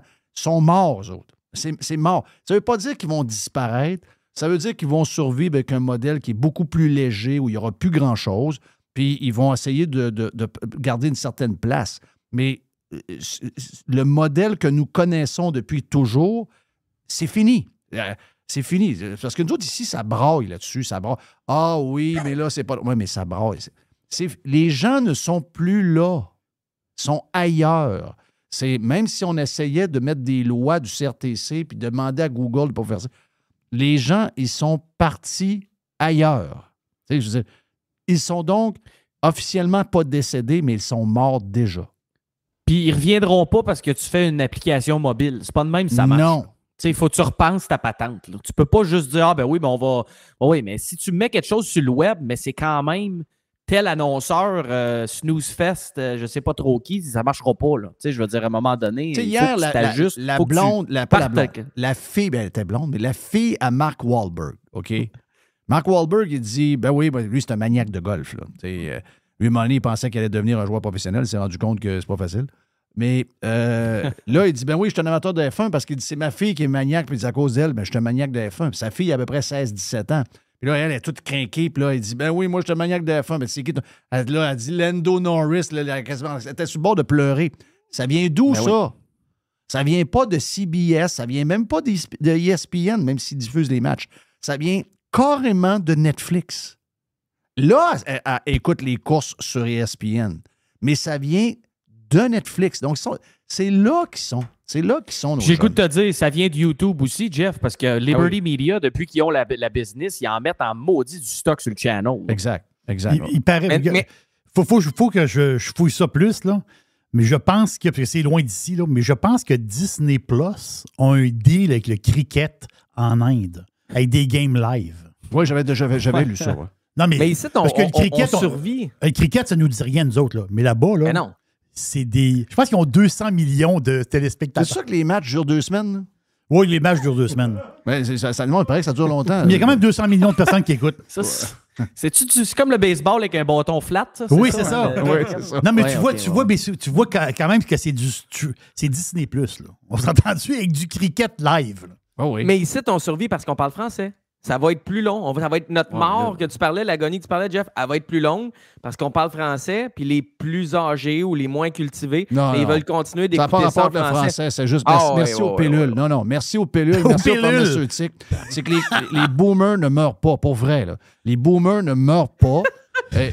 Ben oui, mais c'est vrai, les boomers ne meurent pas, merci aux pilules. C'est la seule raison pourquoi ça survit encore. Mais des gens de 40 ans et moins, tous ceux que je connais, ils n'ont pas le câble, ils n'écoutent pas la TV traditionnelle. LCN, ils n'ont aucune idée c'est quoi. Ils sont complètement ailleurs. Ici, autant qu'ailleurs. Je comprends la langue. Habituellement, ça a joué. Mais pour nos jeunes d'aujourd'hui, la langue c'est pas la même affaire que les ex et les boomers. Mais je te dis, la mort est plus lente, Jeff. Elle est plus lente parce qu'il y a plein de monde qui vont continuer d'écouter la TV en français parce qu'ils ne veulent pas faire l'effort de parler en anglais ou ils ne veulent pas mettre les sous-titres. Puis sur le web, le meilleur contenu, malheureusement, il est en anglais. Fait que tu en as une couple qui reste fermée dans leur petit microcosme francophone au Québec. Puis on est full subventionné, puis on subventionne notre langue. La mort va être quand même plus longue qu'ailleurs. On continue de subventionner des productions. Ça va faire plus mal. Ça va faire plus mal à la fin. Mais les budgets de production cinématographique des séries en français, l'argent qui est dépensé là-dedans, puis les subventions qui sont données là-dedans, ça n'a pas de sens. Les disques en français, on les subventionne. Va faire ta musique aux États, là, en anglais, dans la langue du pays. Tu n'auras pas 1/10 des subventions qu'on donne ici à certains artistes francophones. Tu auras 0,0,0. Ailleurs, tu auras 0,0. Mais es-tu écoutable, la musique francophone? Est-ce que nos jeunes l'écoutent, la musique francophone? T'as-tu vu l'extrait par rapport à la disque? Là, il parlait, c'était quoi votre meilleur artiste francophone? Puis ça s'est promené sur Twitter, sur X. C'est 2 minutes 20. Il demande aux artistes qui rentrent, c'est quoi ton meilleur album francophone cette année? Puis il nomme plein d'artistes. J'en connais 1 ou 2 sur les 25 qu'il nomme. Pour vrai, je suis un fan fini de musique. J'écoute de la musique du matin au soir. J'en fais de la musique. J'ai payé ma maison en faisant de la musique. Puis je connais pas les artistes qui parlent québécois francophones dans la petite vidéo. Ils ont fait la disque. Tu parles de la disque. Ils ont fait la disque. Les noms que je retiens de la soirée: Daniel Bélanger, Michel Rivard. C'est pas des jokes, là. Ils ont gagné des prix importants. Les prix les plus importants. Oui. Daniel Bélanger. Moi, la dernière fois que j'ai écouté Daniel Bélanger, faisait Opium en 1987. Michel Rivard. Moi, je pensais qu'après Un trou dans les nuages, ça avait été fini. J'avais compris qu'il est probable. Il est là encore. Ginette Renault a eu la performance de la soirée. Un peu, là, je veux dire. Oui, c'est Ginette Renault. Elle chantait, je t'apprenais. Ben, les Swifties, là, puis t'as la patente, ils s'en iront pas écouter. Tu parles chinois, là. Mais non, les noms que tu m'as nommés là, c'est comme dans ma tête, ça sonne fin chopin. Ouais, c'est ça. C'est comme le chien à Homer Simpson. Non, mais là, je veux dire, tu m'aurais dit, à Libé, Paul Piché, ça, j'aurais reconnu parce qu'il y en tout cas, il y avait, il l'appelait Poche Pilé dans le temps. T'es de mauvais goût, Dodu. Je veux pas faire une chronique avec ce gars-là. Il est de mauvais goût. Non, c'est terminé. C'est carrément, puis, il m'a dit, ils sont un peu responsables de leur propre déclin. Commençons par les sujets de hockey. Commençons. On n'a pas commencé encore? Ben oui, mais non, ça, c'est un warm-up. C'est un warm-up. les sujets de hockey, le gars en Angleterre qui aurait été applaudi et ovationné la veille de son arrestation dans un match local, a été finalement arrêté. Ça peut mener à quoi, cette affaire-là? Ben, moi, je suis juste content qu'on ait fait enquête. Puis à la suite de l'enquête, qui était rigoureuse et sérieuse, on a parlé à des gens qui connaissaient le hockey, qui jouent au hockey, qui travaillent dans le milieu du hockey. On a jugé qu'il y avait un doute sur les intentions puis un certain degré de responsabilité. On a arrêté le gars qu'on n'a pas nommé, on sait tous c'est qui, et on l'a accusé d'homicide involontaire. Il a été détenu un peu puis il a été relâché sous promesse de comparaître dans les dernières heures. Moi, je trouve ça correct parce qu'il n'est pas coupable encore puis il aura la chance de se défendre. Mais si, quand tu regardes cette vidéo-là, tu es sûr à 100% qu'il n'y a pas d'intention, puis si on ne va pas au fond des choses, on ne fait pas d'enquête puis on ne fait pas de procès, à un moment donné, c'est comme passer go, réclamer 200$. Je pense que c'est correct qu'on fasse un procès, qu'on aille au fond des choses, puis on verra la suite. Moi, je pense que tous ceux qui sont turluberlus, puis voyons donc, ça n'aurait pas dû arriver. Guys, on a le droit d'enquêter sur une mort qui est violente comme ça pour voir à quel point le gars est responsable. Je ne sais pas ce que vous en pensez, mais c'est mon take. Ben, c'est parce qu'en plus, Max, tu parles d'intention, mais on en parlait. C'est drôle, j'étais au hockey hier, justement, puis on en parlait, tu sais. Je veux dire, s'il arrive quelque chose, tu es dans un bar, tu n'avais peut-être pas l'intention, mais si tu tues quelqu'un, tu vas être accusé d'homicide involontaire. Là. Oui. Exact. Tu sais, je veux dire, à un moment donné, est-ce que l'enceinte d'une patinoire de hockey fait que toutes ces lois-là ne s'appliquent plus? Ou est-ce qu'au final, tu es responsable de... Non, tu es responsable. Parce que c'est ça, au final. L'homicide involontaire, c'est tu es responsable de ce que tu fais. Je veux dire, si, je sais pas, tu conduis ton char puis tu frappes quelqu'un, puis tu sais, je veux dire, il peut y avoir plein d'exemples qu'on peut donner, mais même l'intention dans ce cas-là, c'est même pas une question préméditée ou non, c'est une question de t'as tué quelqu'un. C'est quoi le Après track ça, record de ce gars-là qu'on n'a pas tellement entendu parler? Là? Est-ce que c'est un gars qui est... je sais que tu as joué contre lui, Dodd. Est-ce que c'est un gars qui est reconnu pour être salaud ou c'est un joueur qui est physique? Mais parce que ce que j'entends, moi, c'est que c'est un gars physique, mais c'est un gars salaud aussi. Je veux dire, Jeff, on s'en va jouer des games hors concours contre UNB, puis le gars se prend des punitions pour avoir dardé, puis des patentes de même. Puis tu sais, même, il a joué dans la East Coast après son séjour. Moi, j'ai joué contre lui au niveau universitaire, quelques matchs, puis après son séjour universitaire, il est allé jouer dans la East Coast, puis il a joué ici pour les Florida Everblades, qui sont basés à Estero, juste à côté de Fort Myers. Fait que tous les gars de ma gang de hockey savent c'est qui, puis ils disent, le gars, c'était pas... C'était pas très sympathique. C'était pire. J'utiliserai pas le mot qu'ils ont utilisé, là, mais c'était pas beau. Là. Non. Mais mettons, tu regardes le UNB, là, on regarde ses stats, 4 ans à l'Université du Nouveau-Brunswick, en moyenne 3-4 minutes de pénalité par match. Tu es dans une ligue universitaire, c'est assez rare ce taux de minutes de pénalité. Il a joué où, le Nouveau-Brunswick? Il a joué à Moncton? À l'université, UNB. UNB. Qui est où, UNB? C'est où? C'est à Fredericton. OK, Fredericton. Okay. Puis tu regardes sa feuille de route, après ça, tu as ECHL, AHL. Là, il pogne encore des punitions, mais c'est un taux qui a un certain sens. Et après ça, le gars s'en va en Slovaquie en 2021, s'en va en République tchèque pour finir cette saison-là. Puis depuis 2022, joue dans Nottingham, Angleterre, Royaume-Uni. Puis c'est là, ça tient plus pantoute. Je ne sais pas ce qui s'est passé dans sa tête, mais à partir du moment où il était en Europe, 145 minutes de pénalité en 35 matchs. Puis 129 minutes de pénalité en 54 matchs. Il y a quelque chose qui s'est passé dans sa tête quand il est allé en Europe. On le paye-tu pour ça? Il est-tu devenu frustré ou déçu de sa carrière qui tourne en rond? J'ai aucune idée, mais il était déjà reconnu comme étant salaud, mais il y a quelque chose qui a switché dans son cerveau quand il a abouti en Europe. Il y a quelque chose qui a changé encore chez un gars qui était déjà reconnu pour être so-so. Voilà. Si je ne me trompe pas, Max, c'est le plus pénalisé de la Ligue cette année-là. Exact. Oui, c'est ça. Ouais. Donc, vas-y, Jerry. Mais hier, c'est capoté parce que Keegan Goulet s'est fait couper sur le bord de la bouche par un patin. Wow. Je te dis, tu étais 3-4 pouces plus bas. Ouais, ça arrive plus souvent qu'on pense. Oui, c'est ça l'affaire. Très proche. Ça arrive il vraiment porte pas souvent. de protège-roues, après ça. Est-ce que le col est généralisé là, dans la Ligue? Non, je pense pas encore. Non, ben là-bas, ça va être à partir de l'année prochaine. Avec ce qui est arrivé en Angleterre. En Angleterre, OK. Oui, en Angleterre, à partir de l'an prochain, 2024. C'est pourquoi, Jeff, c'est l'an prochain? Parce qu'ils n'ont pas assez de stock. Ben, c'est ça que j'imagine. C'est ça que je pensais. C'est ça que je pensais. Il n'y en a pas. Ben, parce qu'ils n'en produisent pas tant que ça parce qu'il n'y a pas de demande. Personne n'en mettait. C'est ça. Exactement. Un match d'hier du CH contre Calgary, j'imagine que c'est un match un peu boring. Vous avez 3 noms à jaser. Anderson, Huberdeau, et vous rajoutez le nom de Cole Caulfield. C'est Max qui fait ça. Puis, je vais dire les matchs du Canadien que j'ai vus. Cole Caulfield, c'est mon gars, mais je sais où tu t'en vas, puis je pense que je te suis. J'ai pas entendu ce que tu vas dire, là, mais je pense que je te suis. Ben écoute, premièrement, Huberdeau, c'est décevant. On en a parlé beaucoup dans le vestiaire. On regardait ses matchs ailleurs l'année passée, Darryl Sutter, déménagement, etc. Hier, c'était même... Tu sais, mettons, tu mets une note de passage, son club a gagné, puis je mets même pas la note de passage. Je me demandais pendant le match, c'était quoi sa qualité numéro 1? Jonathan Huberdeau, tu sais, c'est quoi qui fait qu'il vaut 10,5? Si juste avec ce match-là, tu me dis combien gagne ce gars-là, je regarde la LNH, puis je te le dis, là. Si on le connaît pas, puis j'arrive de nulle part, je regarde ça, moi, je dis peut-être 2,5, gars de profondeur, un peu de talent, difficile à percer le top 6. Je ne sais pas ce que tu en penses de Dieu si tu as regardé la game hier, mais Huberdeau, ben, il faut d'abord que tu le trouves sur la glace, là, parce qu'honnêtement, l'annonceur ne dit pas son nom souvent. Là. Exact. Il a pogné une très mauvaise pénalité en zone offensive. À un moment donné, je vais dire, ah ben, il est là. Tu sais, je regardais du coin de l'œil, je faisais un peu d'électricité en même temps. Puis, je faisais un peu d'électricité. Ah oui, mais j'installe des encastrés, moi, en fin de semaine, Jeff. Bon, des affaires OK, tu installes des luminaires, pas d'électricité. Ben oui, un peu. Ouais. Mais, fait que j'ai regardé peut-être la moitié de la game, l'équivalent de la moitié. Puis j'ai dit, ouais, c'est quoi donc? Puis là, il y avait le 11. J'ai dit, non, c'est vrai, le 11, c'est Backlund. Fait que lui, c'est le 10. OK, fait que faut que tu le trouves.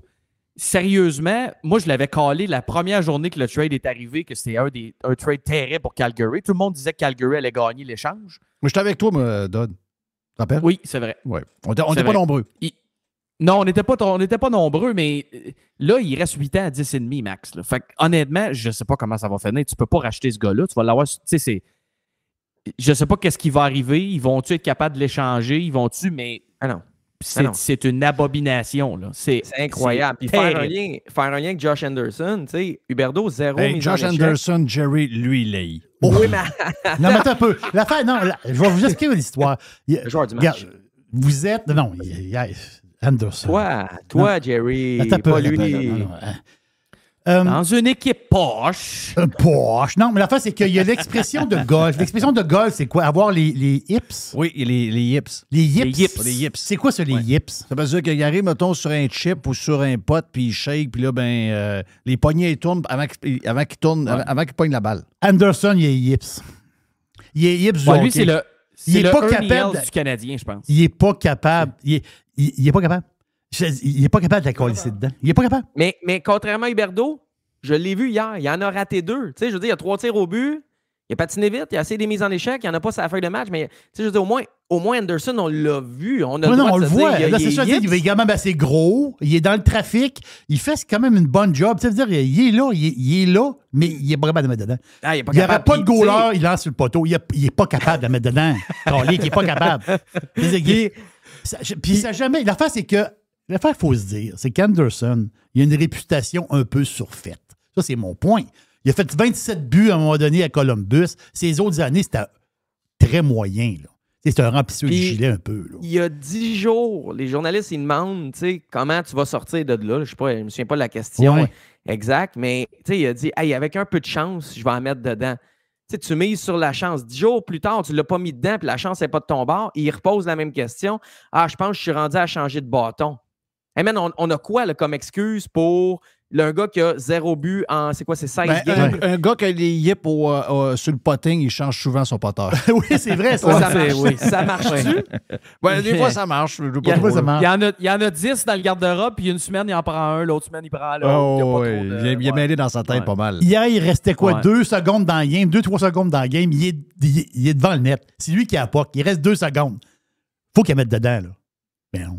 Arrêt du goaler. La mitaine, boum. Il fallait qu'il la mette dedans hier. Il avait la chance. Anderson, présentement, dans sa boîte électrique, là, il est complètement fucké. Là. Je te dis, le gars, il est yips. Il n'y a rien à faire. Il n'y a rien à faire avec ce gars-là. Qu'est-ce qui arrive avec Caulfield? 14 matchs sans marquer à 5 contre 5. Il nous marque des beaux buts en prolongation. Il est excitant en prolongation, mais le hockey, moi, j'ai dit à un de mes chums, meilleur joueur à 3 contre 3. 5 contre 5, il y a quelque chose qui se passe. Puis, tu sais, il a marqué un ou 2 buts en power play. J'enverrai à Laval. On va l'envoyer à Laval avec Anderson. Ouais, il va-tu en marquer des buts à 5 contre 5? Croyez-vous en lui? C'est-tu juste une disette ou c'est un vrai problème? Joueur du match. Ben, Max, je veux dire, le kid, c'est un scoreur. Il y a des strates. Est-ce qu'on parle de Ovechkin cette année? Ovechkin a un très mauvais début de saison. C'est vrai. 15 saisons. Ovechkin a marqué un pourcentage assez élevé de ses buts en avantage numérique dans la vie. Là. Caulfield, c'est un diamant pur qu'il va peut-être avoir des périodes creuses. Là, il a 5 buts cette année.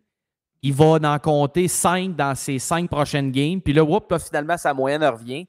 Il va en compter 40 pareil, qu'il soit en avantage numérique ou à 5 contre 5. Il va en compter 40 cette année? Oui. Ah ouais, hein? Moi, je pense que ça va être plus 25. Je suis prêt à miser un 40 avec toi de 2, c'est des... 40, ça, c'est US ou Canadien? Je changerais. Non, mais là, il est rendu sur le deuxième trio. Il est rendu sur le deuxième trio? Ben oui. Oh. Il est plus que Suzuki. Ils l'ont remis hier avec Suzuki, ça n'a pas mieux marché. Ils l'ont remis, non, parce que... Mais non, mais en fin de game, là, mais... En fin de game, en fin de game, il jouait pas avec Dvorak hier, avec Pislav, Slavkovski. Ben, si, boire. Non, c'est des gars de même. Je veux dire, Austin Matthews ne scorera pas 85 buts cette année non plus, les gars. Puis pourtant, il est sur un pace 2, mais il va avoir des slumps. Hey, c'est tough là, sur 82 matchs de maintenir la même patente. Puis là, en plus, lui, il joue d'une équipe poche, Jerry. Ouais, poche. Une équipe poche, hostie. Puis là, ben, il change un peu de joueur de centre. Là, on le met un peu avec Suzuki. Là, on le met un peu Slavkovski avec moi, Monahan. je vais vous dire une affaire. Il y a une affaire que j'ai pas aimée dans le début de saison du coach. Quand il a dit il va falloir que Caulfield apprenne à jouer sans la rondelle. Arrête. Ça m'énerve. Arrête. T'entends Non, ça? mais ce qu'il veut dire, c'est la phrase de Wayne. Là. Ce qu'il veut dire, c'est il faut que tu patines. C'est un anglicisme, là, mais il faut que tu patines où la rondelle s'en va. C'est ça qu'il veut dire quand il parle de jouer sans la rondelle. D'après moi, Martin, c'est mon homme. Commencez pas à blaster mon Martin. Ouais, mais moi, Caulfield, là. je suis coach du Canadien. J'ai bien beau m'appeler Martin, je sais pas trop qui, ou même le meilleur du Hall of Fame. Je dis rien à Cole Caulfield. Moi, je dis rien non plus. Si moi, tu Bédard, dis j'ai rien à y dire. Non, moi non plus. Bédard, je dirais rien. Bédard, j'ai c'est rien à pas dire. le même. Non, mais c'est pas le même Bédard, tu catégorie, dis là. rien. Ah non, mais il y a Ouais, mais de quoi leur dire Caulfield, si pareil, tu dis rien, guys. là, il aurait manqué une coupe de but parce que le petit move de non, vas-y pas tout le temps one-timer. Réceptionne la passe, fait 2 steps dans le milieu, puis shot, il a scoré une coupe de même. Que C'est ça, vrai. on l'a vu le vidéo, il travaillait ça avec Saint-Louis. Il a dit Exact. essaye-la pas tout le temps, elle passera pas, trouve ta ligne de shot. Puis ça, il l'a fait. Fait que moi, je veux dire, mais Max, si tu veux gager, moi, 40 dans la poche, là. Je suis partant. 40 buts, je sais pas pense, qu'est-ce que mais tu veux tu sais pas gager, combien là. tu veux gager. C'est Non, moi non pour plus. On peut gager un Canadien, ça me coûtera pas cher. Ben, Un Canadien? un gars qui a un site qui s'appelle danslescoulisses.com opéré dans un sous-sol, d'après moi, 10$, puis c'est borderline. Ça va être dur. Là. Écoute, je m'en vais à Québec, là, puis il faut que je fasse du pouce. Là. Je pars demain matin de bonne heure, puis j'espère que les gens sur le pouce vont être nombreux à me ramasser. Ça va sur le pouce pour vrai? Mais non. Non, mais je sais pas, là. J'ai jamais. Avez-vous déjà fait du pouce? J'ai jamais fait de pouce. J'ai jamais eu le courage, même dans mes années où j'avais fuck all, j'ai jamais fait de pouce. Avez-vous déjà fait du pouce? Moi, j'ai jamais fait de pouce parce que j'ai toujours eu peur que... J'avais entendu des histoires de monsieur qui pognait à la poche des petits gars quand il était jeune, puis ça m'énervait. Tu sais, je me disais, non, moi, c'est sûr que ça m'arrive, ça va mal finir. Donc, T'as dû, Jerry, du pouce, une fois? Non. J'ai jamais pris de pousseux non plus. Non. J'ai jamais donné la chance à quelqu'un de m'exploiter, donc le pouce, c'est non. mais on a déjà embarqué des pousseux, par exemple. Quand je faisais de la tournée... Ah, tu as embarqué des pousseux, ouais? Ah non, mais attends, ça, Ceux c'était qui embarquent écœurant. les pousseux sont encore plus louches. Non, attends. On était 4 dans l'auto. Puis la joke, c'était ramasser le pousseur le plus crotté qu'on assoyait entre les deux gars qui étaient en arrière pour faire la règle. là. Tu sais, c'était de l'humour, là. On était nerveux. Quand tu conduis pas, puis t'es en arrière, puis tu vois un pousseur, t'espères que celui qui conduit l'a pas vu parce qu'on le rentrait pour la joke, là. Ouais, ça peut être long, là. C'est drôle 5 minutes, mais à un moment donné, ça peut puer, puis il y a des drôles de discussions, là. Tu peux pogner un député de QS, là? Ben oui. Hey, juste vous dire que... Hey, attends un peu, Jeff, attends une minute. Il y a combien de buts Caulfield à 5 contre 5 On n'a pas l'année fini. passée, Max? On n'a pas fini, mais on a fini pour le live parce qu'on regarde le timing, on a fini, mais on va continuer sur Prime. Donc, tu gardes ta pensée pour plus tard. Si vous en voulez plus du vestiaire dans les prochaines minutes, on continue avec Max et Dodu qui va arrêter de se plaindre. Salut manque de les temps. cheap. Non. Abonnez-vous. Sauvage. Tu traites donc même mes clients d'une drôle de manière, toi. Mais c'est vrai, t'as bien raison. Regarde, on a plus de stock sur le Prime avec toute la gang. Entre autres, le vestiaire qui se poursuit. La gang du live, see you. Puis on s'en reparle sur le Prime dans les prochaines minutes. Donc, bye-bye. À demain jeudi pour lancer le week-end avec Jerry l'Aubergiste.